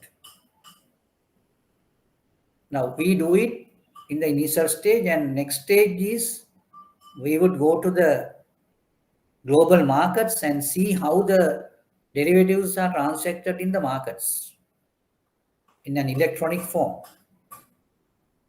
For that, we need to go for real-time market activities to look at what it is. I will try to get the screens, get the websites into the screens and all that.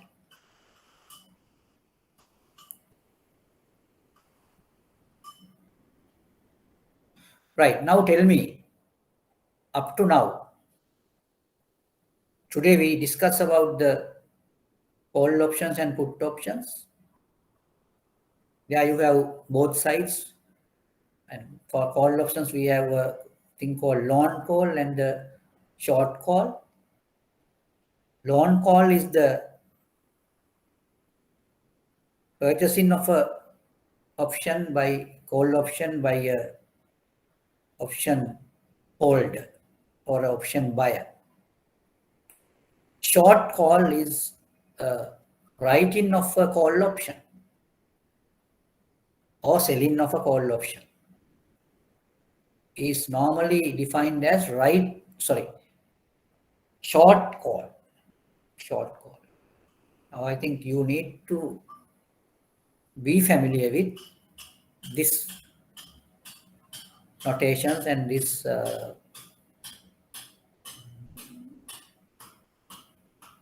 type of we call them notations, yes. Short calls and long calls. Short calls and long calls. Long call means you purchase a call option. Short call is you sell a call option. In other words, long call is you hold a call option.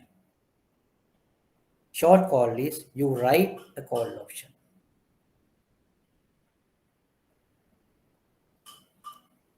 Now, when I say short and long, who would be more vulnerable to losses?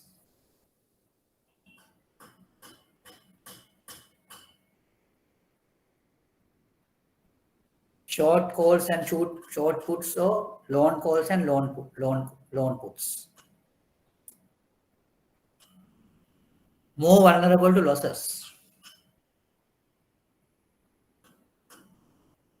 Or in other words, I would ask you, who would be the most vulnerable for losses? Vulnerable for losses. Now I will give you the alternatives. Long call, long put, short call, short put. Out of these 4 types, who would be most vulnerable to losses? Who would be most vulnerable to losses? This is a very simple question. If you have followed today's discussion, I will ask the question again. Now, out of these parties, who would be most vulnerable to loss? I will give you the parties. Long call, Short call. long put, short call, short put. Yes. Chalana has given an answer. Others also can give an answer. Yes. Chalana said it is short call. Others also should try.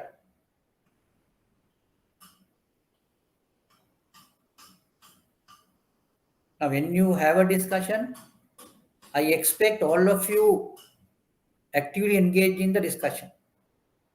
Chalana has given an answer. Yes. Samit has given an answer. Udeshika also has given an answer. Yes. Good. All seem to be correct.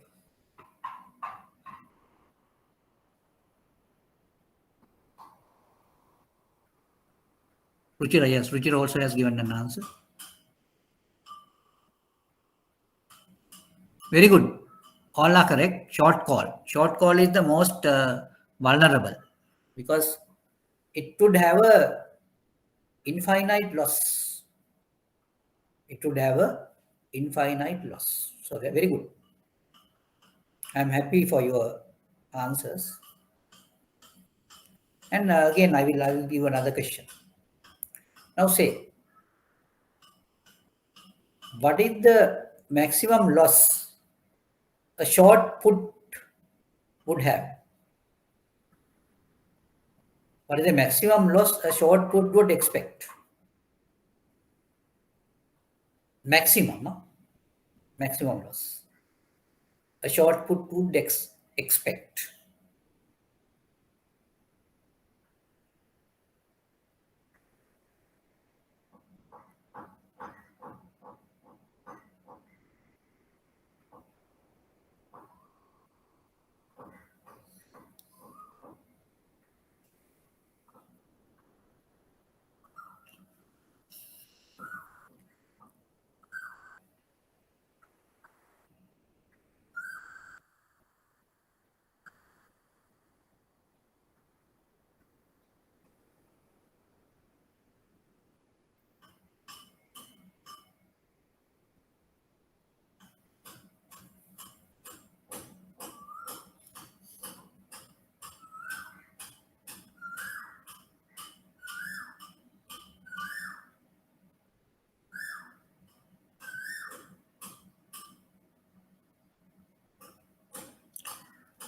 I will repeat the question. Samit has given an answer. Yes, good.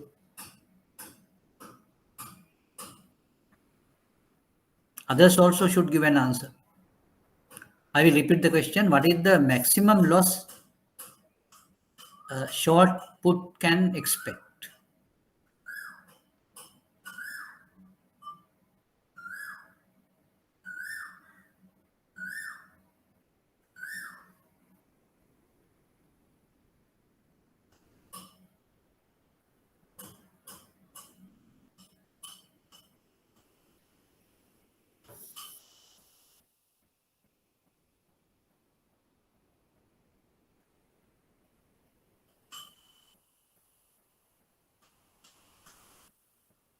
Samit has given an answer. Others also should give an answer for this.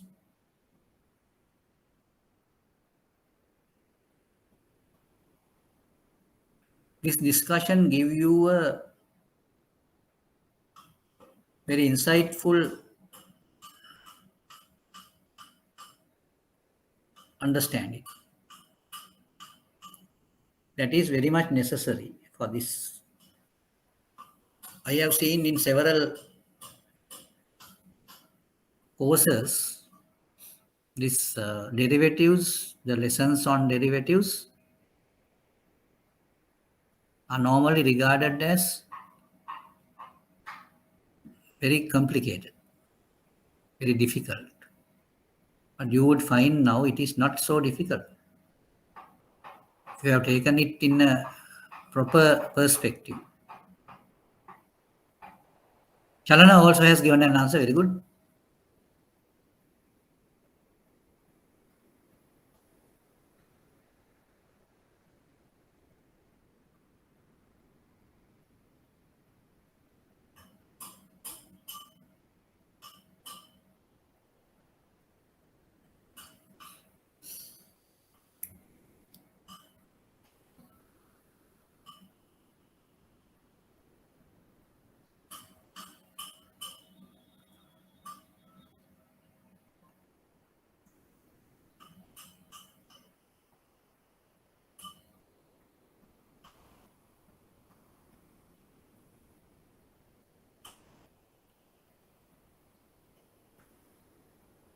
Now I have received answers from Samit and Chalana.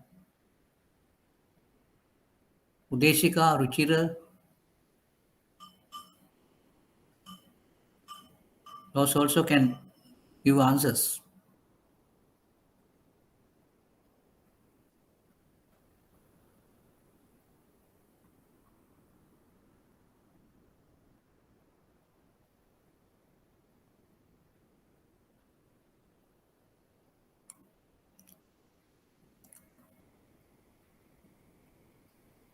Because you can give an answer for this question if you know the real mechanism of these things, the process or the activity. There you have to go through the prices, the market prices, the strike price, then the option maturity date or whatever. And your options value depends on the market price at the date of the option execution or the maturity date of the option.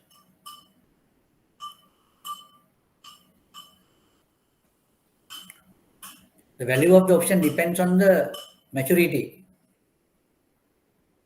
At maturity, what is the market price? So that is the reality in the valuation of an option.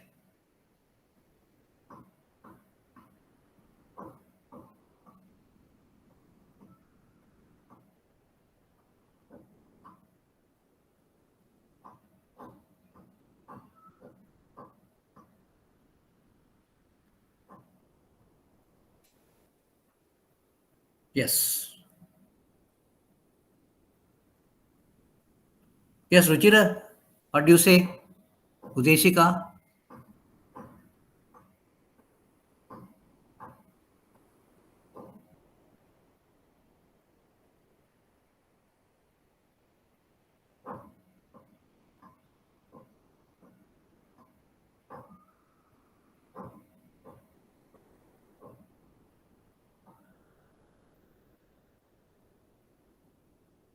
Right, I think I have just given you the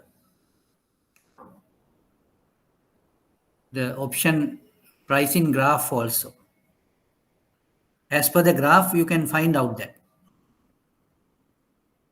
Now I have asked the question, what is the maximum loss a short option to be made, expected to be made, maximum loss by a short put.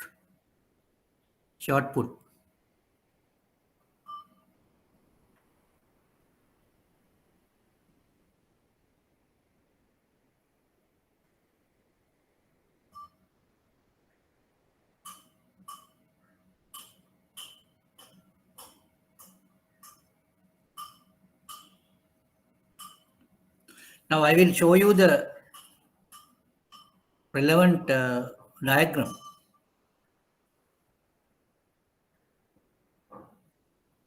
I will show you the relevant diagram.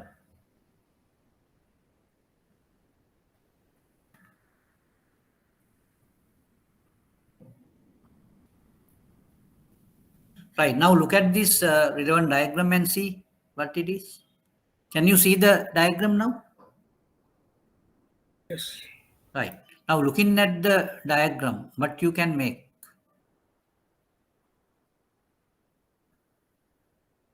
And what is the maximum loss for a short put?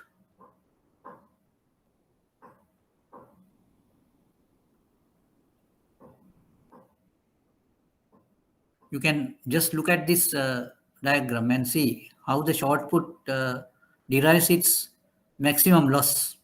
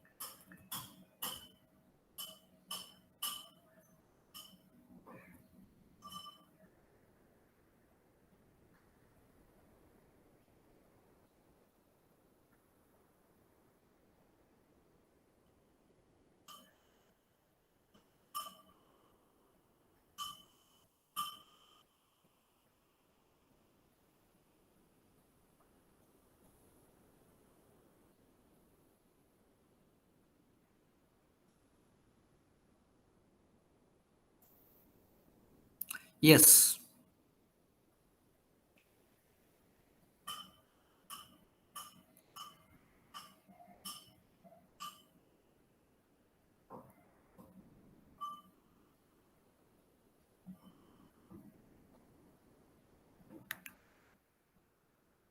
Yes, Udeshika. Udeshika also has given the answer. Yes, good. Very good. Now all together, Samit, Chalana, Ruchira and Udeshika has given the answers. They have given the answers. Anyway, now you gave the answer as strike price. That is correct. Now I just showed you that also in the diagram also. Now just look at it. Now when you have a short put, the value graph is starting here, because when the price is zero, stock price is zero, and when it goes like this, at the strike price, yeah, this is the strike price, and this side is equal to this side.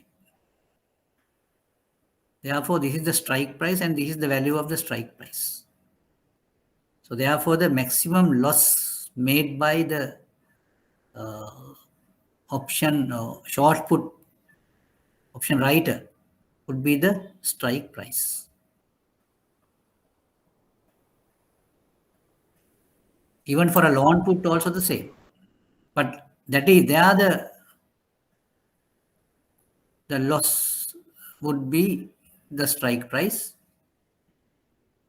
Sorry, the profit would be the strike price. The maximum profit would be the strike price for a long put, and their maximum loss would be the premium. For a loan type of a thing, premium would be the maximum loss. But for a short put, premium would be the minimum loss. Sorry, maximum profit. Premium would be the maximum profit for them. Then what you can do is you can see the difference between the premium and the strike price. That gives you the margin, or you can say what is the gap between the premium and the strike price.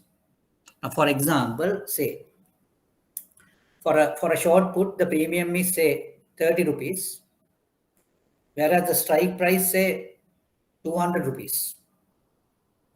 So in this situation, short put will have a maximum loss of 200. A maximum loss of 200. So therefore, what is the difference between the maximum loss and the premium? Premium is 30. So there will be 170 rupee difference between these two. So your loss range would be 0 to 170. Not 0. Yeah, 0 to 170. Because you will get the premium for that. So then the difference between the premium and the strike price would give you the range of your loss. 0 to 170 would be the range of your loss. I don't know whether you got my point. Because even though your loss would be 200 as at the highest level, you will be compensated by your premium. Compensated by your premium. Since you have been compensated by your premium, you would have to incur the maximum loss as the strike price, the difference between the strike price and the premium.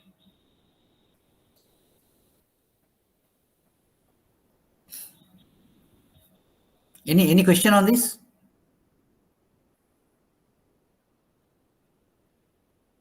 Because any short put holder or a option writer would get the premium for himself.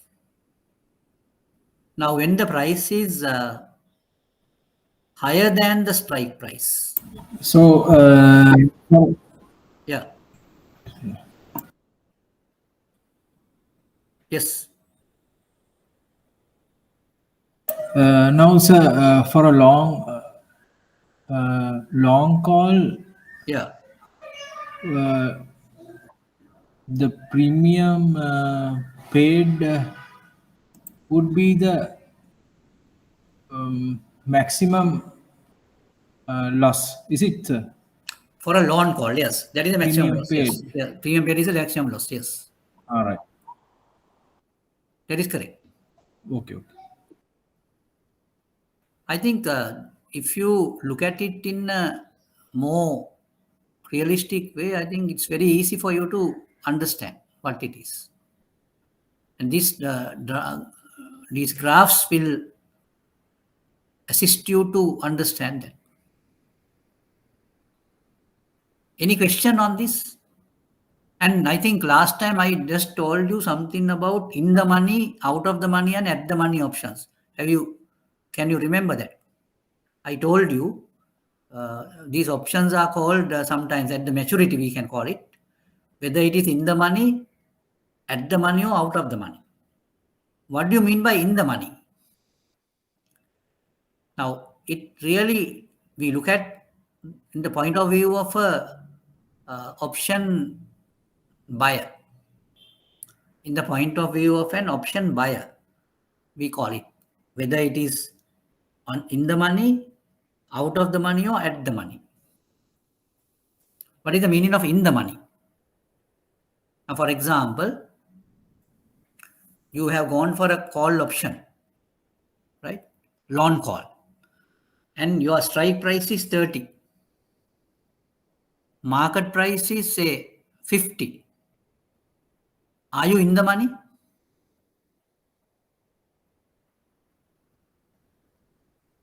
Or out of the money? Say your premium is only 5 rupees. I will repeat. Now you go for a call option, long call. You are a call option holder. And your strike price is 30 rupees. And your premium is 5 rupees. And you can now see the market price is 50 rupees. Now, are you in the money or out of the money or at the money?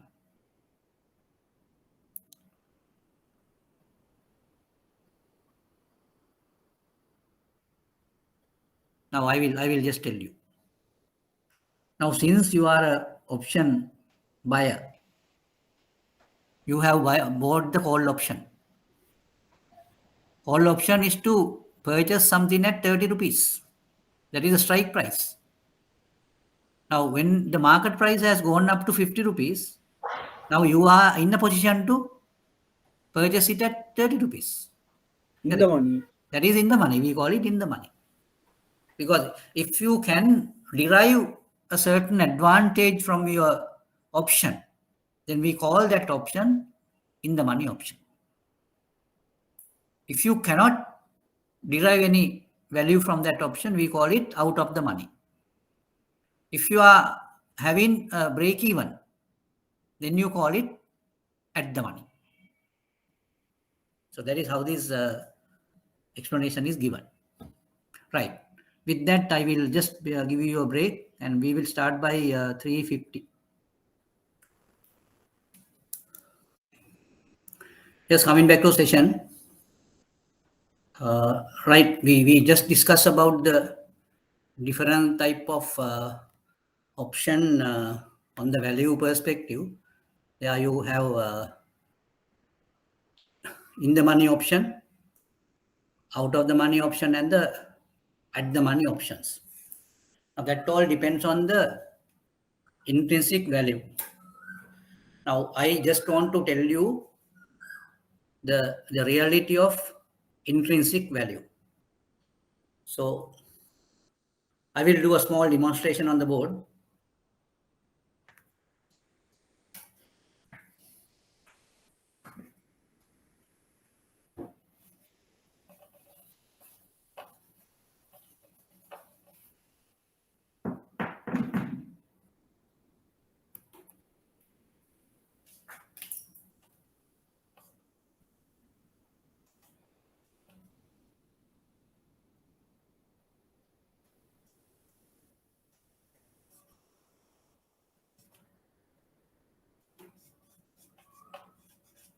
Intrinsic value of an option. Now it really goes with, say, the strike price, say it is X, market price,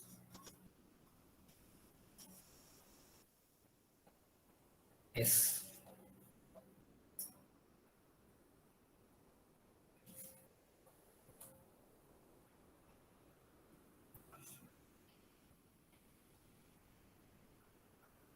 For a call option,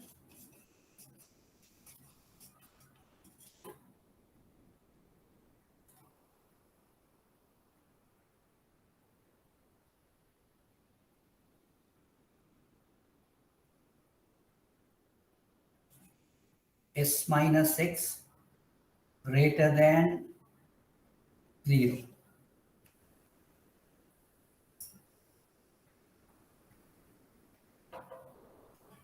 For a call option, S minus X greater than 0. So that means market price is higher than the strike price.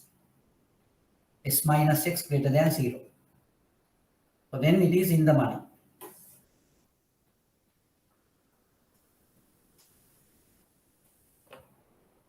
In the money. S minus X less than 0. Out of the money. Can you just identify or can you just understand this? Now I have given some notation for this. The notation is X is taken as the strike price, S is taken as the market price. Now, intrinsic value means the difference between strike price and the market price. That is what you call the intrinsic value. But if S minus X greater than 0, intrinsic value would be s minus x. If s minus x less than 0, intrinsic value would be 0. That is the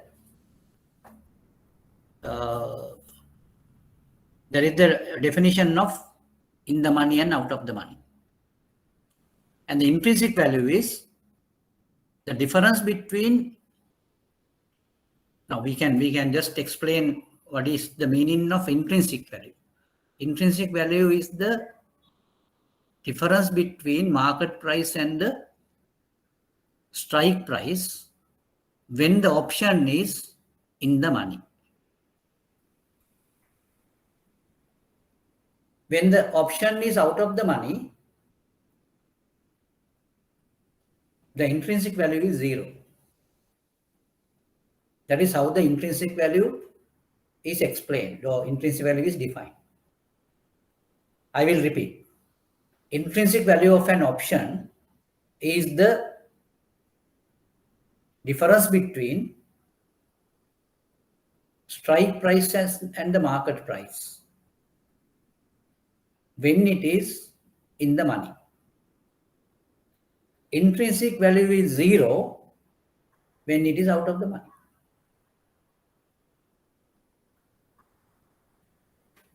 I think that you got my idea. What do you say? Are you okay with this explanation?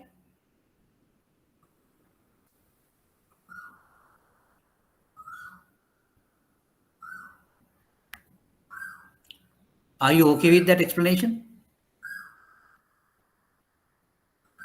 I'm just asking you, are you okay with that explanation? Intrinsic, I am just asking the value, asking the meaning of intrinsic value.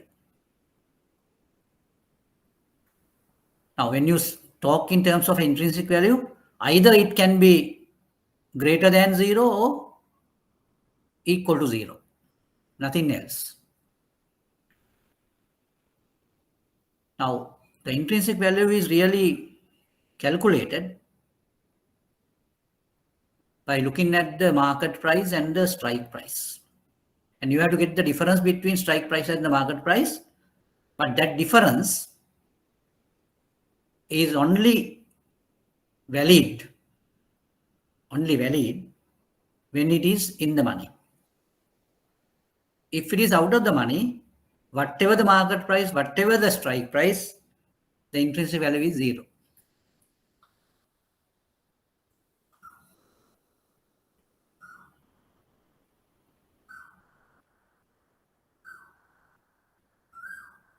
Now, have you got my idea?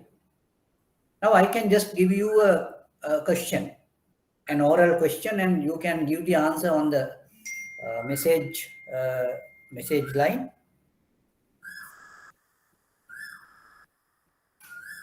Yes. Now, my question is, a person has got a loan call where the strike price is 30 rupees. 30 rupees. And he finds at the maturity date, the market price is 20 rupees. A person got a loan call with a strike price of 30 rupees, and on maturity date, he finds that the market price is 20. Now, what I am asking is, what is the intrinsic value of that option? What is the intrinsic value of that option? Samit has given an answer, very good. Others? Others? Now, this is a call option, a loan call. Yes, Chalana has given an answer, good.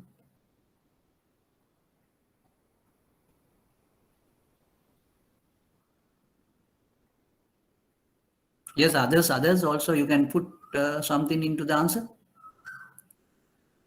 Whatever the answer, it's okay. I mean, it might be correct or wrong, it's okay. No issue. Giving the answer is the most important thing. Either it is correct or wrong, it's okay. Now, if you want to have a better understanding, you can just look at the board and see what is it. So then you can really understand what the intrinsic value is. But even a put option, you can just look at it and see what is the where there's an intrinsic value.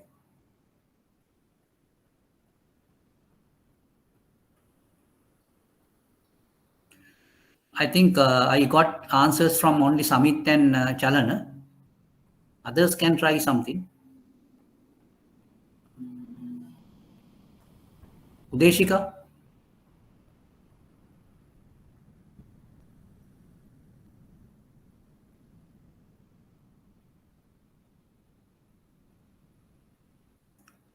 Or repeatedly, I can give the question again. A person got a loan call with a strike price of 30 rupees. And on the maturity date, he finds that the market price is 20 rupees. My question is, what is the intrinsic value of that option?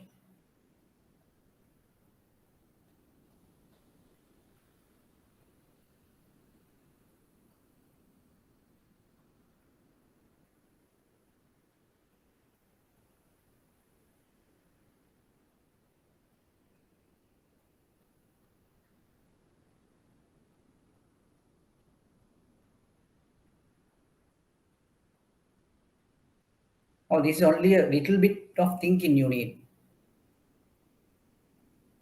Not a very difficult task or not a very complicated task.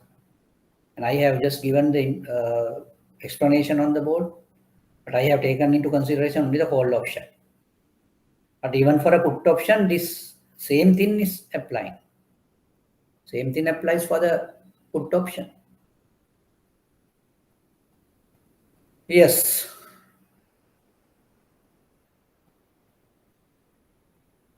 Yes, Udeshika? Ruchira?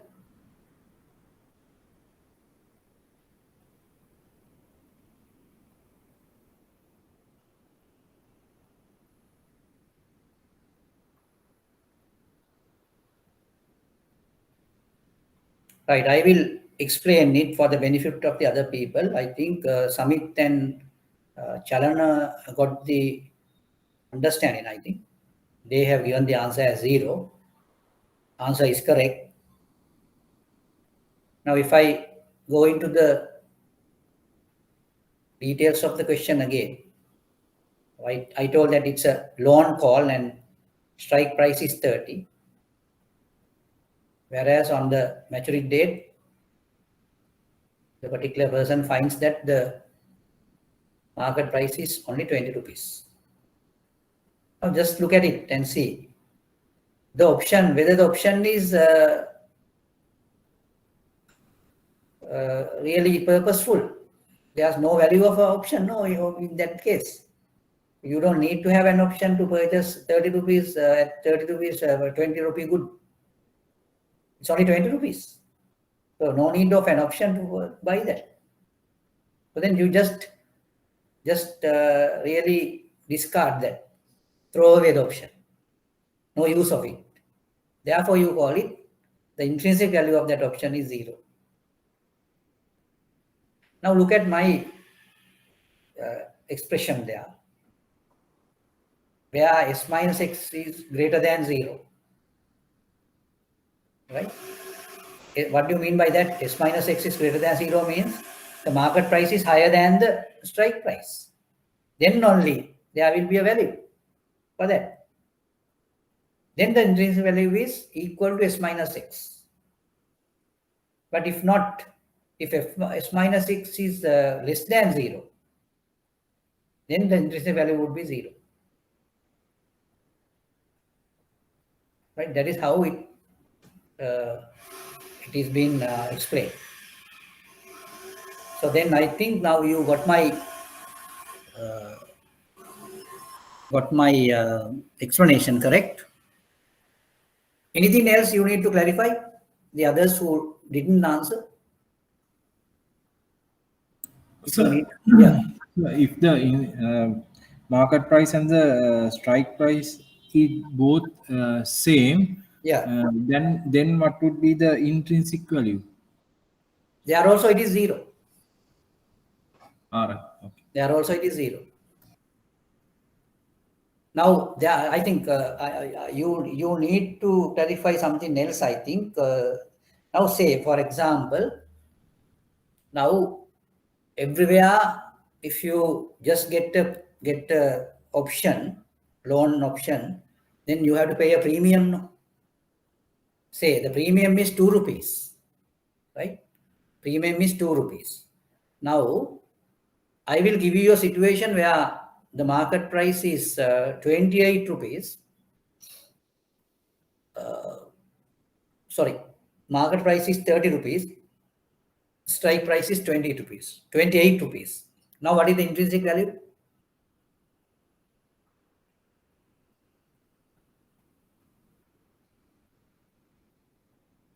Market price is 20. Market price is 30 rupees. 30 Hmm. rupees. Strike price is 28 rupees. What is the intrinsic value of that option? I am talking about a call option.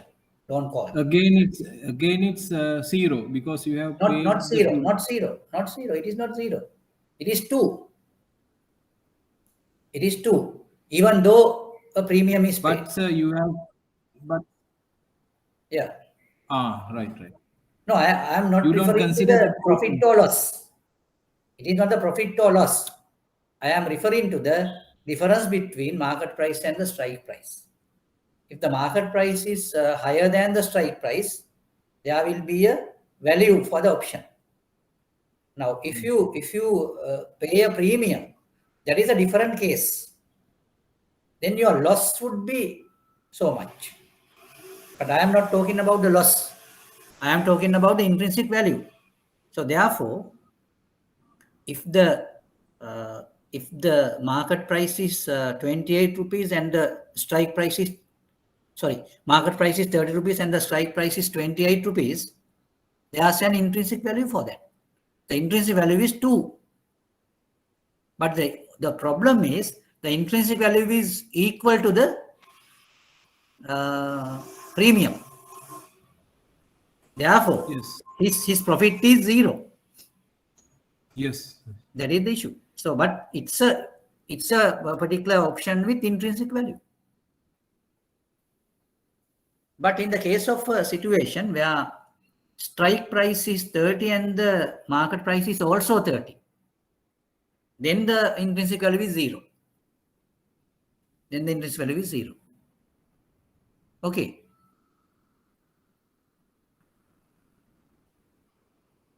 You got my point. Then it is called at the money. It is called at the money.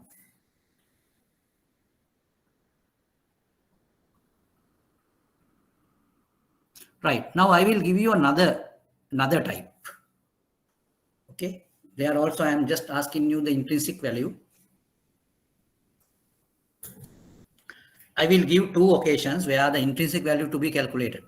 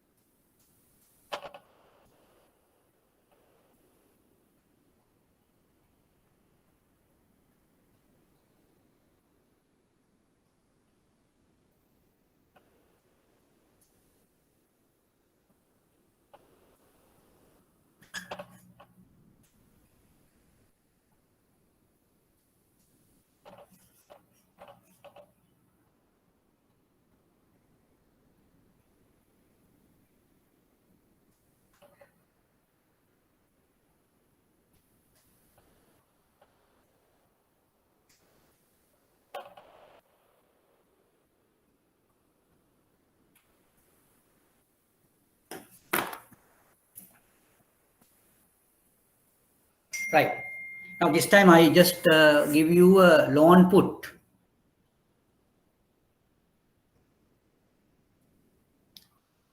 Loan put. What is the intrinsic?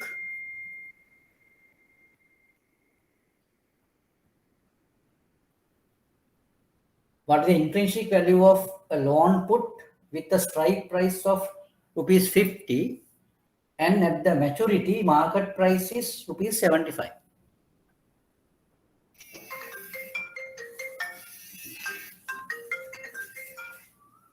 Hello. Oh. Oh, wait, one.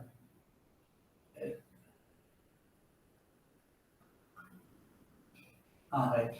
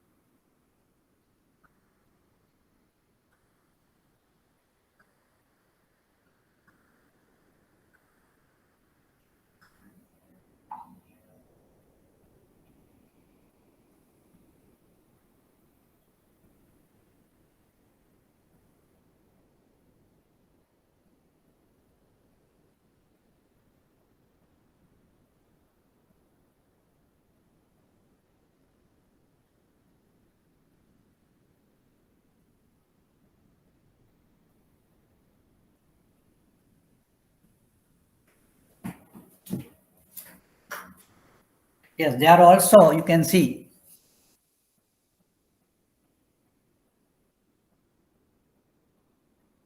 So what is it? This is a put option, loan put with a strike price of rupees 50 and at the maturity the market price is rupees 75. So what is the intrinsic value of this? 0. Yeah, there also it is 0. Now you have to go by the fundamentals. Now this is a put option, not as a call option. Put option means now you have the right to sell. Now when you go to sell, the strike price is only 50, whereas in the market it is 75 rupees. So you can, without any option or whatever, you can sell it at 75 rupees rather than going into 50 rupees. So then you don't have any value from that option. Therefore, the option value is 0 for that. And just look at the particular mathematical notation. Now the notation here is S is 75, X is 50. Then X minus S. X minus S is what? Now for put option, the condition is different. When X minus S is less than 0, intrinsic value is 0. When X minus S is greater than 0,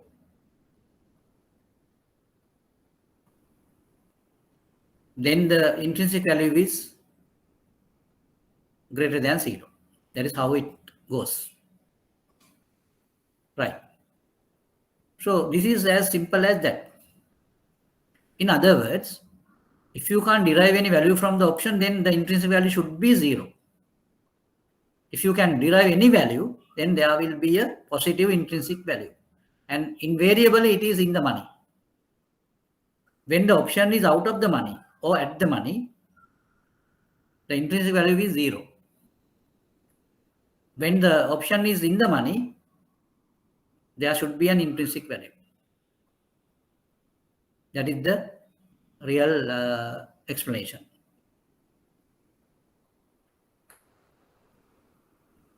Anything else you need to clarify here?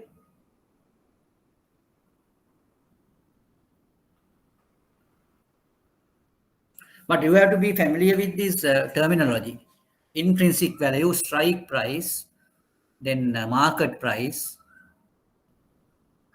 value, out of the money, in the money, at the money, and all sort of things you have to be very familiar with. Should be very familiar with.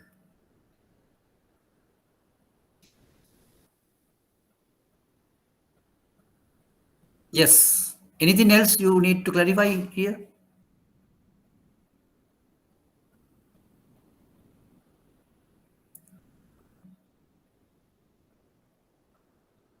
Right now, if it is so understood, I can go into the next level where you have to get some idea about the option price in formulas. Option price in formulas, and at the beginning we try to discuss about European options to calculate the option price in formula. Now, in the case of put options, we just give a notation to the option premium as simple P. When it is a call option, the option premium is denoted as simple C. That is how the formula has been derived and the values being taken into consideration.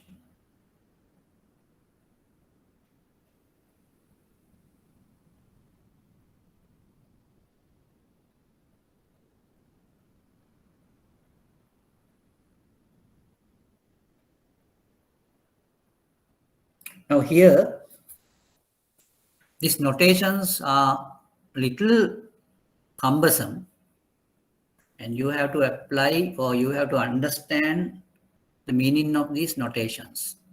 Now, to understand those notations, you need to have some idea about the normal curve, standard normal curve.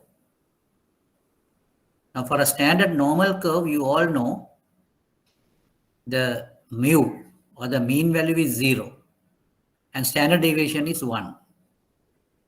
These Z scores and all are taken from this standardized normal curve. Right. Now I will explain these things on the board. When going into the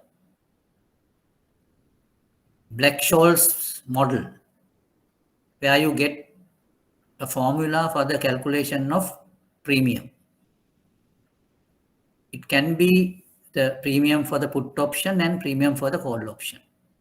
Premium for the put option is taken as simple P, and premium for the call option is taken as simple C.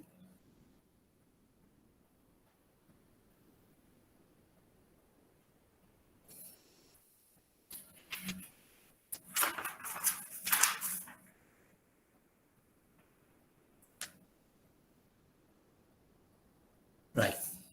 I think if you can just follow these things as I put the things on the board, you would be in a position to understand what it is. Even though you can see a little something which is higher than the normal things as the mathematical notations. So I think you would become little embarrassed, or don't worry about it. So I will just explain the things in a more simple manner. Now, what you need to do is only for the time being, you just get the things, just look at it and just be familiar with the notations. That's all you need to do.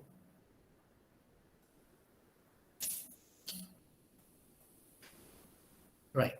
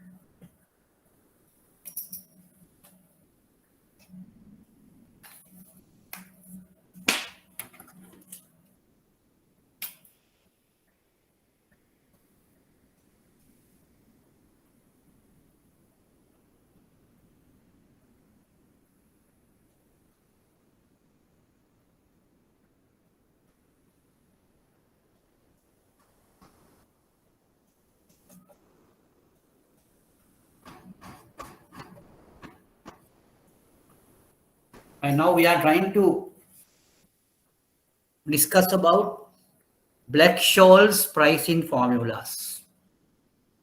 Black-Scholes pricing formulas. Now, these pricing formulas are basically meant for option pricing. Now,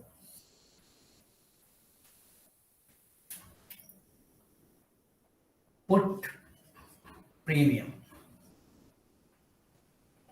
is equal to C. Call premium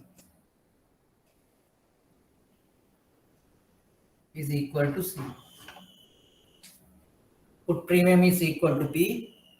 Call premium is equal to C. Now we will see how P is calculated and how C is calculated. We will go into call premium calculation at the beginning.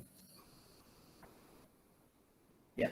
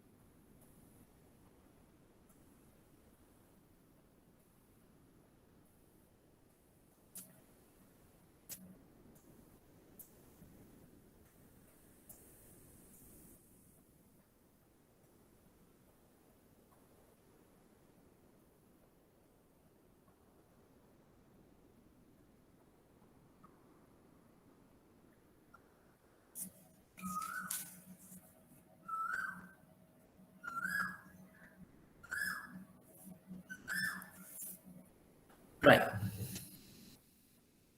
Now we have a formula for the put option premium, that is simple P, and formula for call option premium, that is simple C. I will put down those formulas on the board.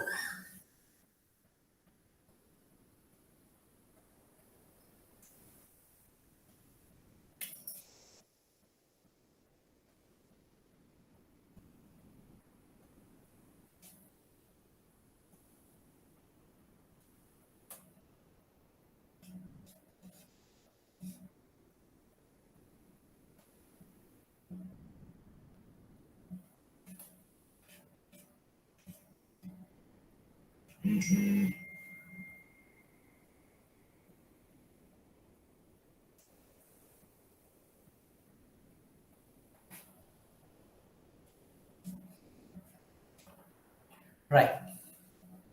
Now you can just look at the formula. That is C equals S0 N D1 minus KE to the power minus RT into ND2. Now, just look at it and you might find several unknown things here. And first of all, I will explain the different notations given here. S0 is the price at time 0. Time 0 means at the start when you just look at the things as it is, the current price basically. The current price of the particular asset is denoted as S0. Current price of the asset is denoted as S0. Then what is K? K is the strike price. K is the strike price. Simple R is the risk-free rate. T is the time to maturity. Now, time to maturity means, now say for example, today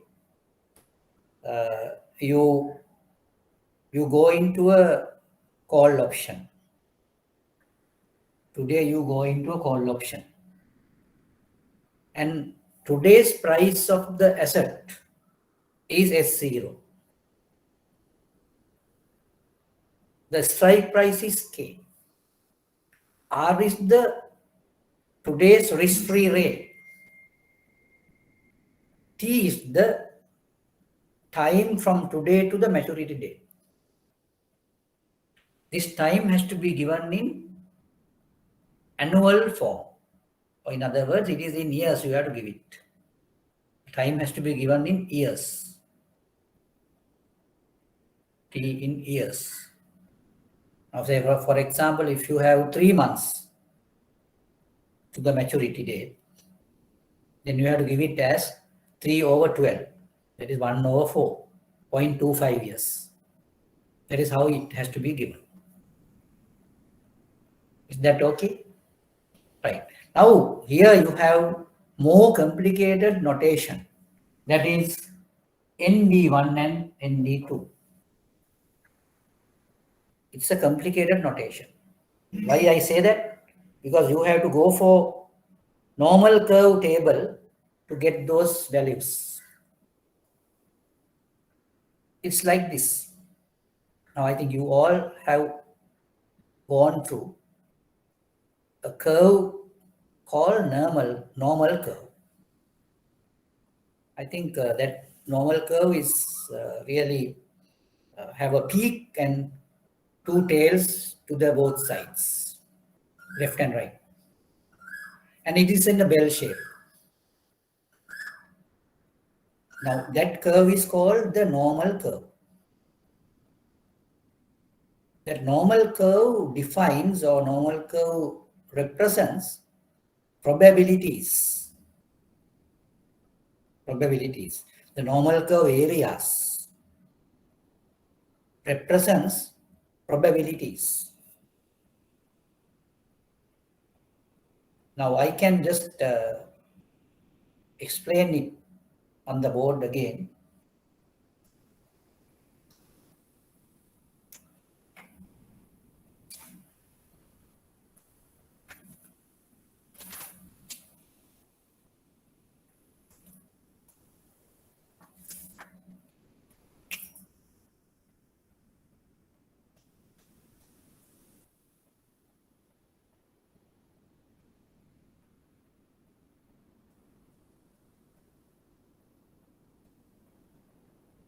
Now say, this is D1 and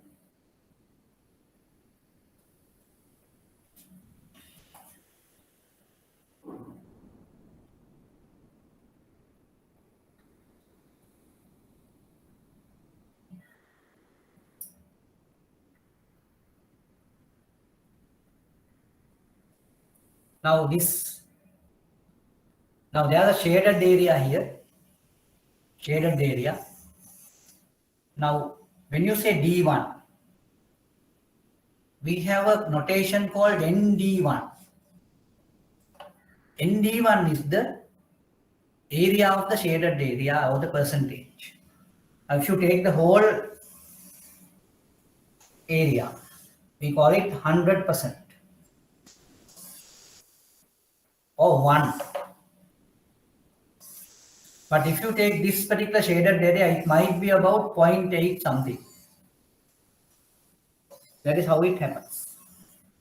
Then ND1 is the shaded area here. Only thing is, when you have the value for D1, to get into ND1, what is ND1? You have to go into the normal curve table. You have to go into normal curve table. That is how ND1 to be calculated. To calculate ND1, you need to know what is D1. For the calculation of D1, there's another formula. For the calculation of D1, there's another formula. So through that formula, you should calculate the value of D1. Now after calculating the value for D1, then you have to calculate the value of ND1. Right. So I think if you follow these things, you will not get into any trouble. Now just look at it. This is the put premium simple P. the whole premium simple C. Simple C is given by S0ND1 minus KE minus RT to the power minus RT ND2. Here ND1 and ND2 are the areas under normal curve with the coordinates D1 and D2. Now don't worry about these normal curve areas, because if you have a normal curve table where even in the examination it is being provided on the examination date, when you try to answer the question paper, you will get the normal curve table.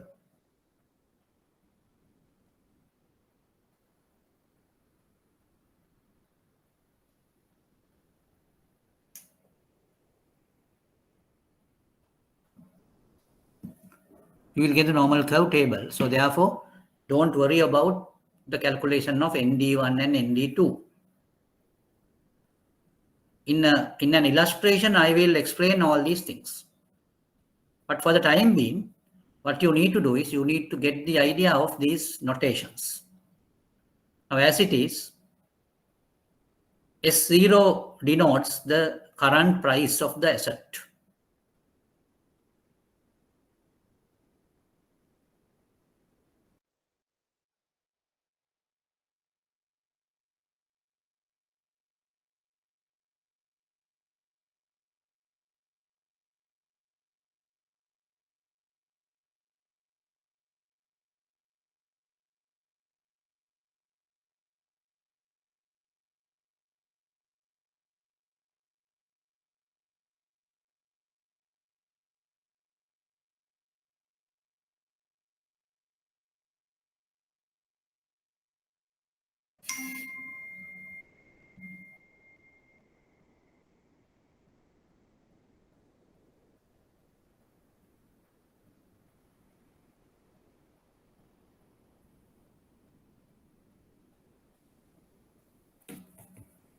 Right.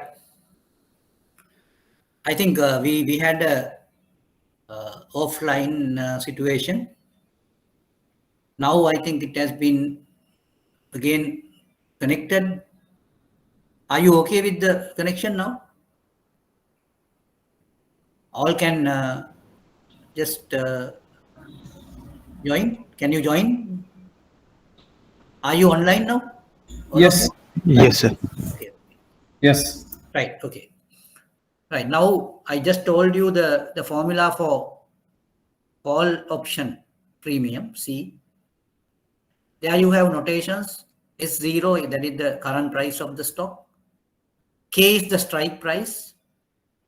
I think E, all of you know what is E. E is it's an exponential function. Minus RT. Now R is the risk-free rate. T is the time to maturity. The options time to maturity. Earlier I just told you when it is 3 months, you have to give it as 0.25 because the time to maturity has to be given in years. So what do you mean by E?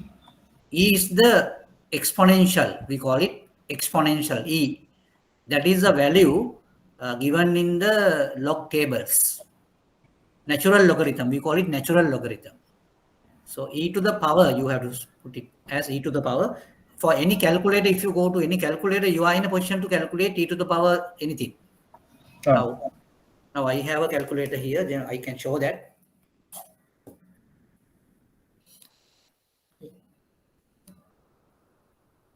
Now this is a calculator what you call Texas Instruments. Now here there are several buttons, right? So one of these button is giving the value for E to the power X or whatever it is. So using that calculator, you can do that. Now not only this, even a Canon or Casio calculators FX100. FX100, there's a calculator called FX100, that is Casio. So that calculator is also can be used for this. There are special type of calculators where you can use. Those are called financial calculators or even scientific calculators you can use for that.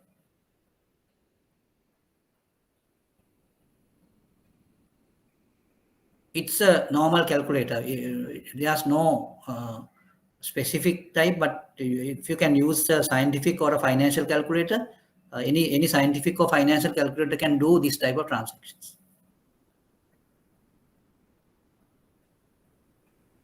Actually, now in mathematical form, I can really explain the E in a more realistic manner, but I don't think that would be helpful here, because those mathematics would not be relevant for people who engage in this financial activities. So therefore, I'm not going to put into those mathematical things where you might get more confused.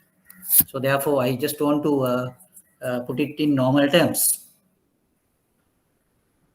Right. Then now in the formula, you have something else where you get the value for D1 and D2. So D1 is given, or the value of D1 can be calculated by going through a certain equation, and that comes as D1 equals to a certain value. So I will put that also, because to give a complete view of this formula, you have to have that also. So I will erase this curve, and I will put that I will give D1 and D2 equation. So I will give the values of D1 and D2 in other forms.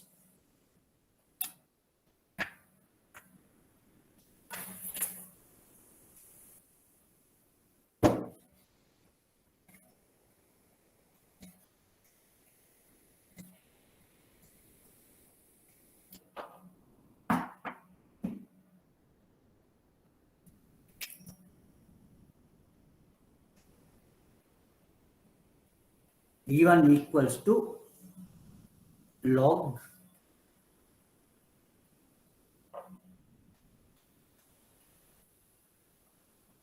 S0 divided by K plus R plus sigma squared by 2 into capital T divided by sigma square root of T. This is D1. Then I will put D2 here. That is equal to log S0 divided by K plus R minus sigma square divided by 2 into capital T divided by sigma square root of T.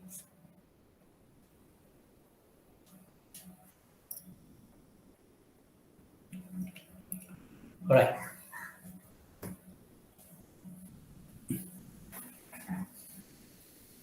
Now just look at the formulas.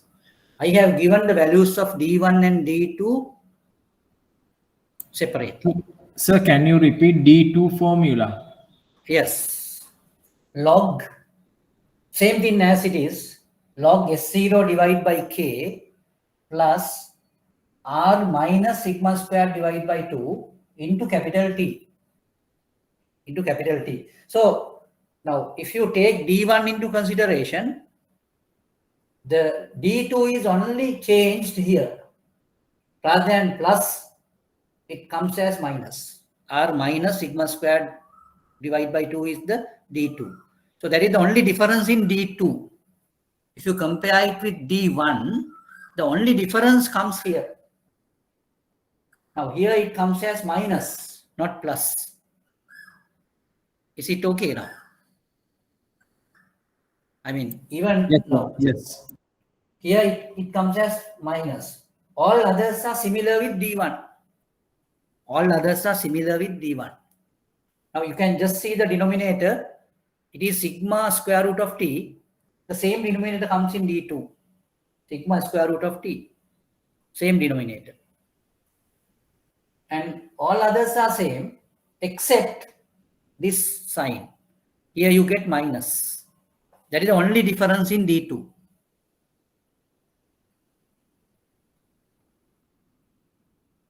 Are you okay with that?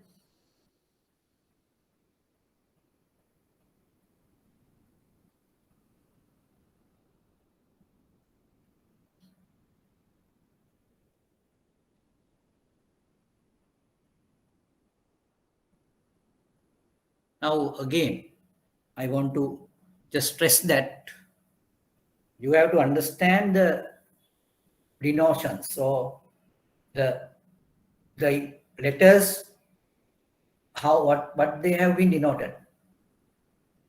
So I will go again to the formula. S0 represents the present value of the asset or market price of the asset, present market price of the asset. Then K is the strike price. K is the strike price. R is the risk-free rate. T is the time to maturity in years. Then you have, if you go, now you go into D1 and D2, there you have some additional things. Something called sigma is there. Sigma is the volatility of the price. Volatility of the price. Sigma denotes the volatility of the price. Now, for example, say if you are going for a option, put option of a particular stock, that price, the stock price volatility is taken as sigma. Sigma squared is the square of the volatility or the variance. Sigma squared is the variance. I think up to now, I think you have to be clear.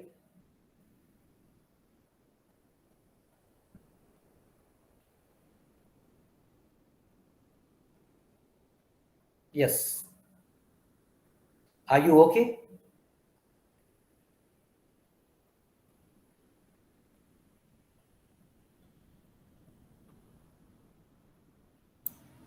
So we take sigma as the risk, is it? Sigma is the volatility of the price. Yeah, it is normally, yeah, we can call it as risk in some other situation, but here we call it the volatility. But anyway, volatility is the risk we are talking about. Because you know, now when you have a... When we are talking about the portfolios, we took it as it is taken as a risk. Of course, yes. Now, volatility means the standard deviation, really.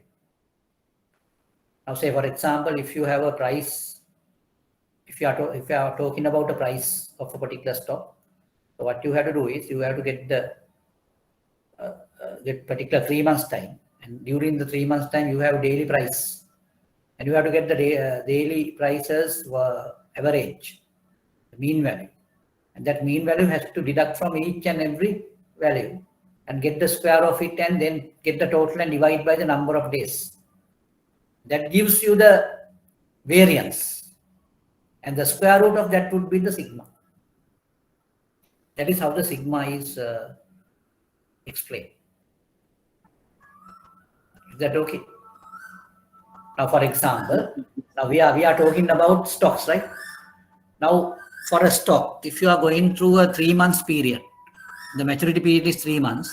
So for the whole 3 months, we have to go for each day, what is the price? Each day, right?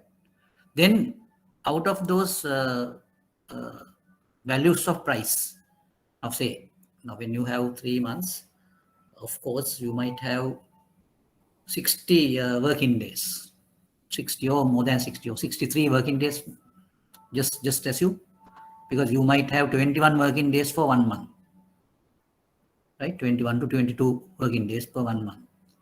So if you say it is 22, then for 3 months, it would be 22 into 3, that is 66.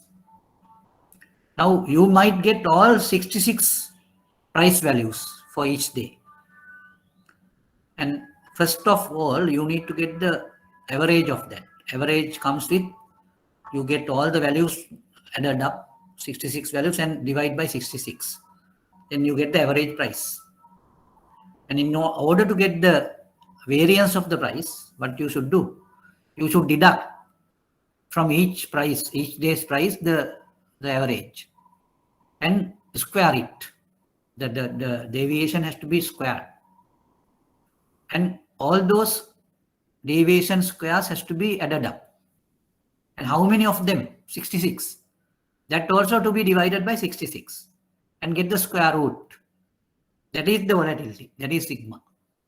You got my point? That is what you call Yes. sigma. Yes. So that sigma is, here it is mentioned as sigma. Sigma squared is the square. Now, in other words, if you don't get the square root, sigma squared is that.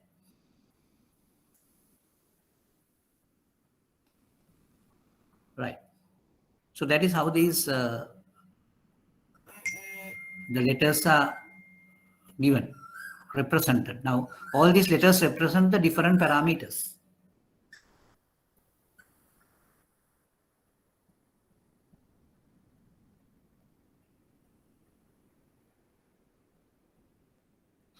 Yes. Okay. Now we can see how we can calculate by getting different situations, how we can calculate the call premium, call option premium. And I have not even given the put option premium yet. That also I will give now. So that is denoted as simple P. Simple P equals to the value. I will give that.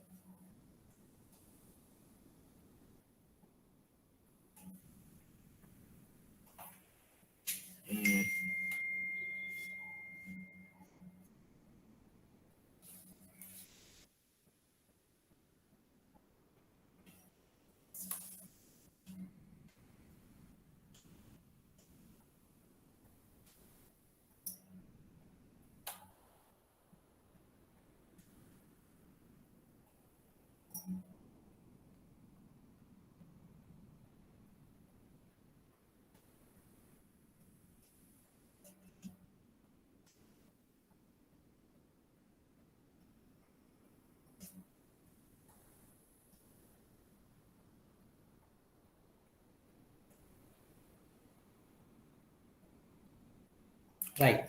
The put option premium is denoted as P, and it is given by Ke to the power minus RT n minus D2, then minus S0 n minus D1. So that is the formula for put option premium. Now there also you don't see any new thing. All are same with earlier things which we have already calculated. D1, D2 is there. Then you have K, sigma, S0, K, and all that. No new things. Now these are the formulas to calculate put option premium and the call option premium. Now we call these formulas Black-Scholes premium formulas, pricing formulas. Black-Scholes pricing formulas we call them, or Black-Scholes option pricing formulas. Anything you need to clarify? Anything you need to clarify here?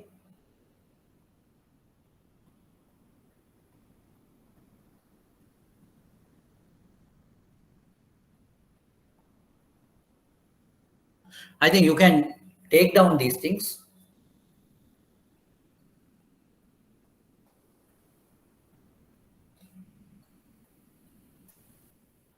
You can take down these things for any book. In any book, you can find out these things.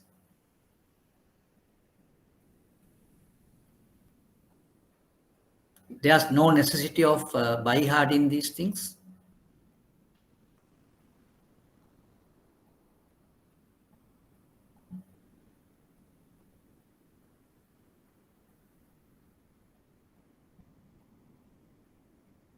If you can just refer a book and get those things extracted, that's okay, no issue.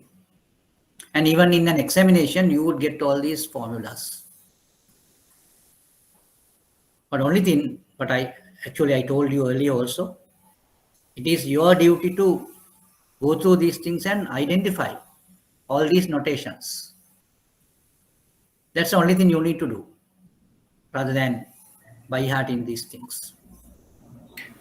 Sir, Yeah. sir, here sigma has been calculated through historical figures, no? Of course, yes. Oh, okay. There is no using futuristic figures. Futuristic, actually now I think that's a very good question. However, in most of the cases, the option pricing is done through historical figures. But I think as it is, in some analytical positions or analytical situations, there are some occasions where you have to go through expected sigmas. And there's a thing called volatility index or something like that. I mean, some global markets, you will find these things readily calculated. So there you don't need to worry, because that calculation has already been done in the market, by the market, as it is. Say, now those expectations are given. Then you don't need to worry about that. But your question is really valid, because there are situations where sigma is calculated on the basis of futuristic values. So that then we call it expected sigma, expected volatility. So that is also been calculated. Or in other words, we call it variance, no? Variance x and square root of the variance, no? That is what we do normally. Variance or square root of variance. The volatility is the square root of variance. So that can be calculated on that basis. On a basis of probabilistic valuations. Now, I have seen in most cases, those volatilities are given. Even the futuristic volatilities are given in the global markets. Even NYSE, that is New York Stock Exchange, London Stock Exchange, then Chicago Mercantile Exchange. Everywhere you find this volatility index. Now those volatility index will work as a sigma, some proxy for these sigmas. Everywhere you can find that. Now your question is a valid question, and but no, don't worry about the way it is being found. But it is available everywhere. So, can we take, I saw this in the web, can we take D2 as T minus sigma multiplied by square root of T? Very good. Yes, you can. Because now, in order to just verify that, you can substitute the value for that and see whether it comes as it is. It's a complicated calculation. No, it's not that complicated. You can do that. I mean, just basic calculation. So you do it and see whether it comes as that. Oh. So that's good for your, I mean, your insight on this. That is correct. That's correct. D1 is what is that? D1 is equal to D1 minus D2 is equal to D1 minus sigma square root of T. Yes. I will put that also here. So that is a very, very famous and very popular type of equation, very popular equation. I think I really appreciate your insight on that.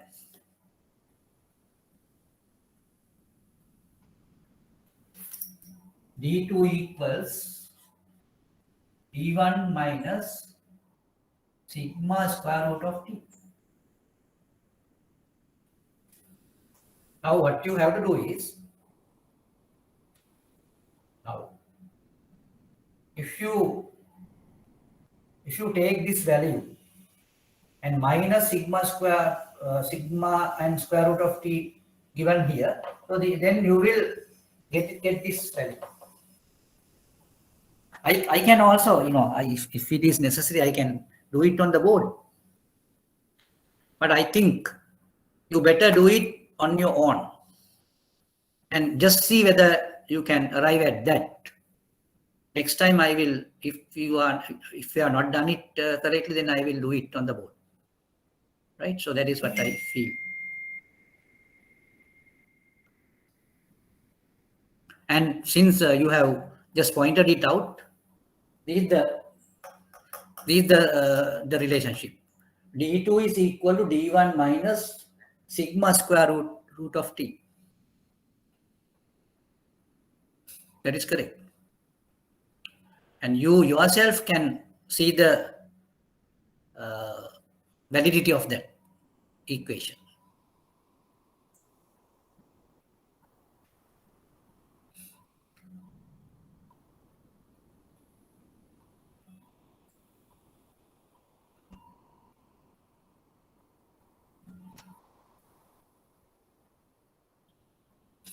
Yes, anything else? But only thing is, you have to become familiar, or to become familiar with these formulas, you have to do some exercises. Without doing exercises on your own, it is difficult for you to familiarize yourself with this jargon. Now, this will become a jargon only when you are not familiar with these things. If you become familiar with these things, this will not become a jargon. Then it will be more or less familiar, and you are also familiar with the particular denotion. So denoted figures, denoted values. To get that competency, you have to practice with several questions and several exercises.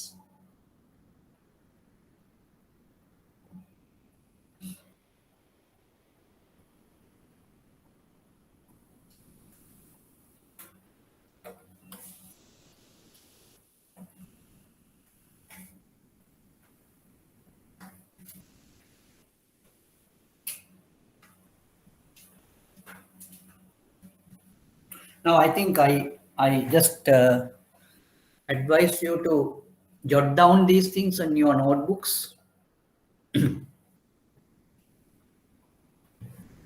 Then we will go into an example and see how we can get, or how we can calculate the option premiums, either it put option or a call option.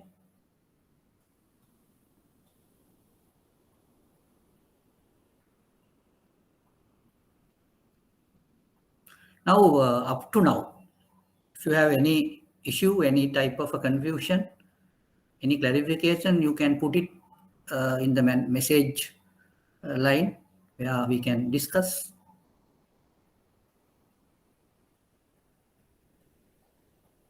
I suppose many of you might find it difficult, some of these things.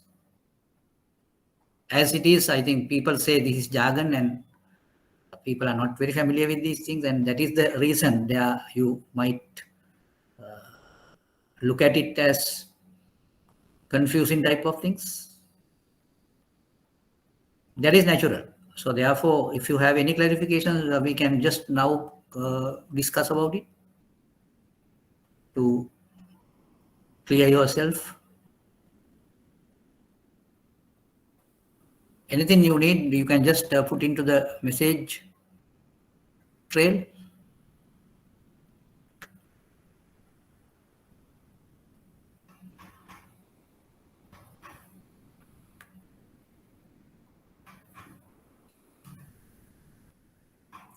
Yes.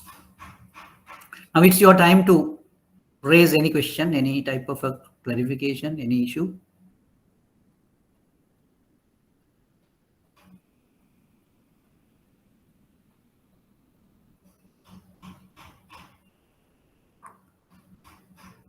Now what I want to tell you is now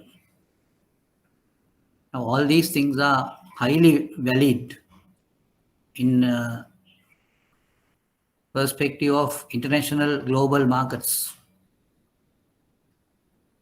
and everywhere in the world.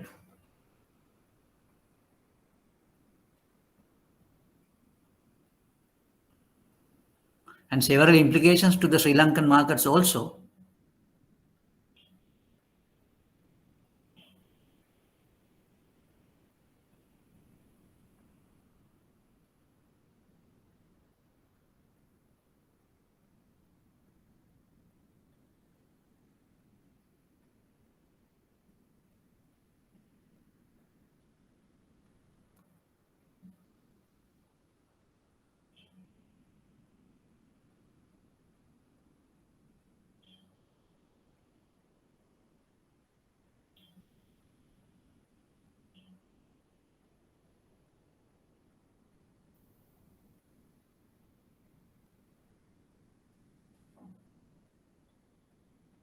Yes.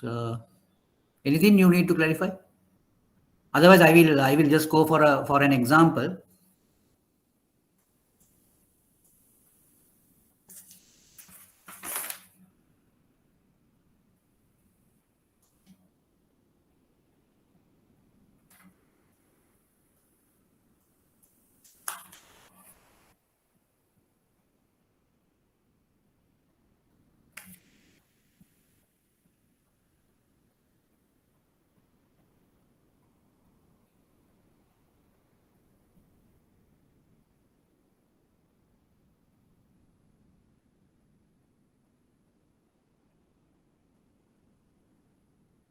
Right. Now I will just give you an example, right? So then I think you can just see how the things can be calculated by using the formulas, right? I will put that thing on the board. And before that, I really expect you to take this down on your notebooks. And if you have already done it, I can erase the things on the board and I can just put the example into the board.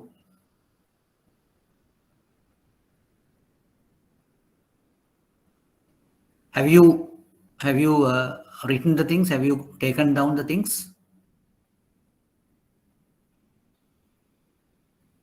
Because initially I just told you the option premium, the calculation of option premiums, where you have to calculate the put option premium, that is simple P, and the call option premium, that is simple C.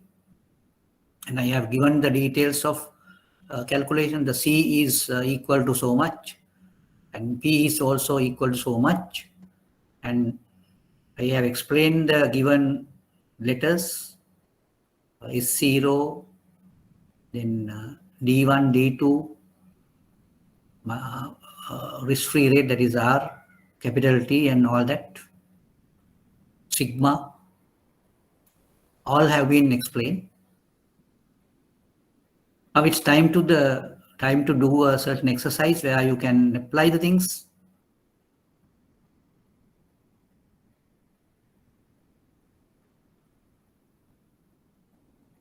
Right. If you have already taken this down, I can erase it and I can go into the example.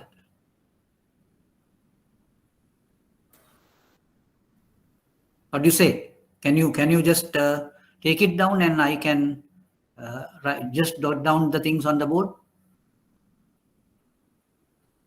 Okay, sir. Right.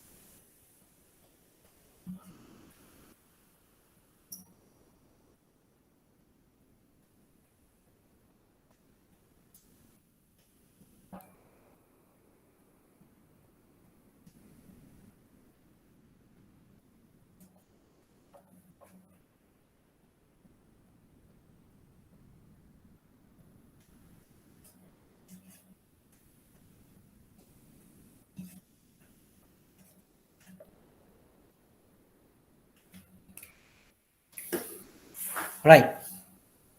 Now look at it. The current stock price is $42. The exercise price of a relevant call option is $40. Call option relating to that particular stock. The risk-free interest rate is 10% per annum. And the volatility is 20% per annum. And there's another thing missing. I will just put that also.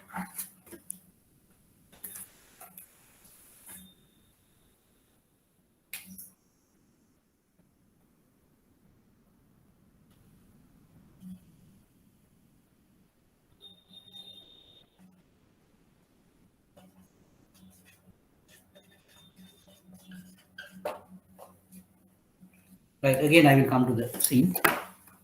Right. The current stock price is $42 and the option is maturing in 6 months. The exercise price of a relevant call option is $40. The risk-free interest rate is 10% per annum.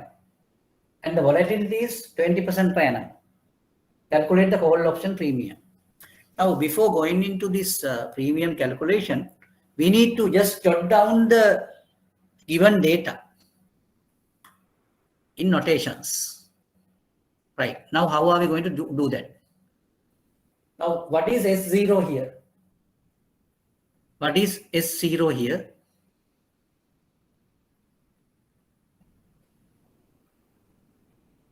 Yes.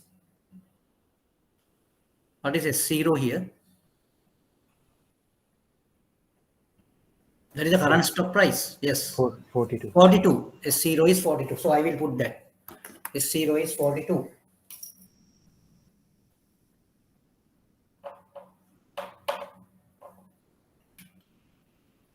S0 is 42.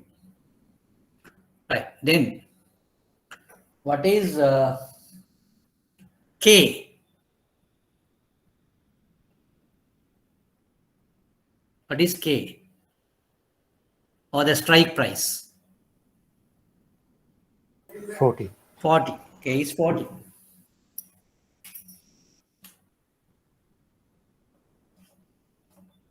S0 is 42. K is 40. What else? What is T? T is 6 months. That is 0.5 years. T is 0.5 in that case. Then R. What is R? R is 10%. What is sigma? Sigma is 20%. Now we have several things given as data, given as information. Now that information we have taken into the notations. S0 is equal to 42. K is equal to 40, T is equal to 0.5, R is equal to 10%, and sigma is equal to 20%. Now, you all know now when you do a calculation, it is better rather than getting the things in percentages, you can put it in point form. Now, when you say 10%, you can put it as 0.1. When it is 20%, we can put it as 0.2. So then you will be in a position to put that into the formula. Now our formula, now we need to calculate D1 and D2. So D1 is equal to so much. D2 is equal to so much. Now you have a formula for D1 and you have a formula for D2 also. So D1 and D2 can be calculated by going through these values. That is what you need to do.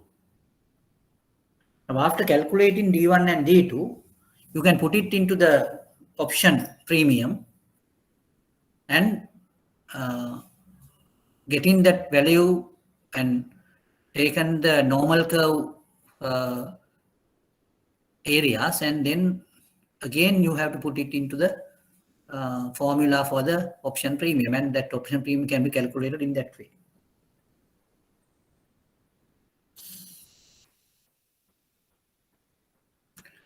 Now what we need to do is that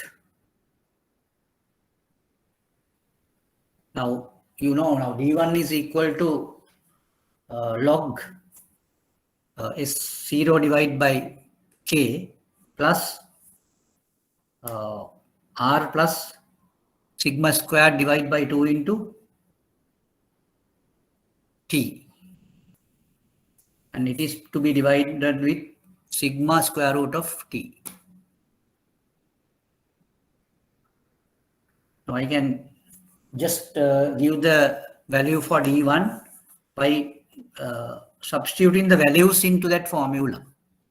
So I think now you can see D1 is equal to log 42 divided by 40 plus 0.1 plus 0.2 squared divided by 2 into 0.5 divided by 0.2 into square root of 0.5. So that comes as the D1. And D2 also in the same way you can get. So I think you will be in a position to do those calculations, and I expect you to do that next time. D1 can be calculated by using the formula for D1. D2 can be calculated by using the formula formula for D2. Then, there's another way, as it is, and I have given you another formula where D2 is equal to D1 minus square root of T into something. No, so that is also can be used. So therefore, no need of calculating D1 and D2 both. You just calculate D1 and you can get the value of D2 by that using the other relationship. And after calculating D1 and D2, you will be in a position to calculate the option premium. Not only the call option premium. Now, if there's a put option of this nature, the same thing can be calculated by using the formula for P. Right. Anything you need to clarify? Anything else?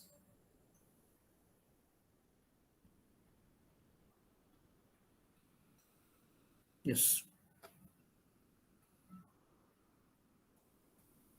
Anything else you need to clarify?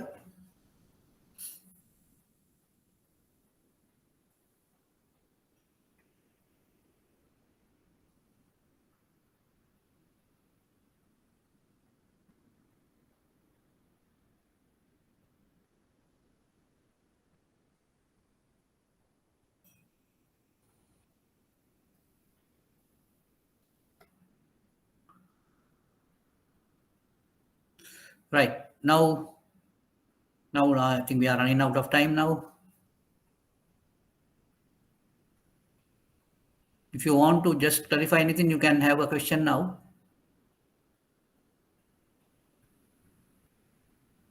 Right. Now, as a home exercise, what you have to do is you just do the calculation of call option premium for this particular thing using the formulas given by me. If you have any issue with those formulas, you can just refer a book and get the formulas again. Even from the internet, you can get it. All these formulas are highly popular and everywhere you can find it.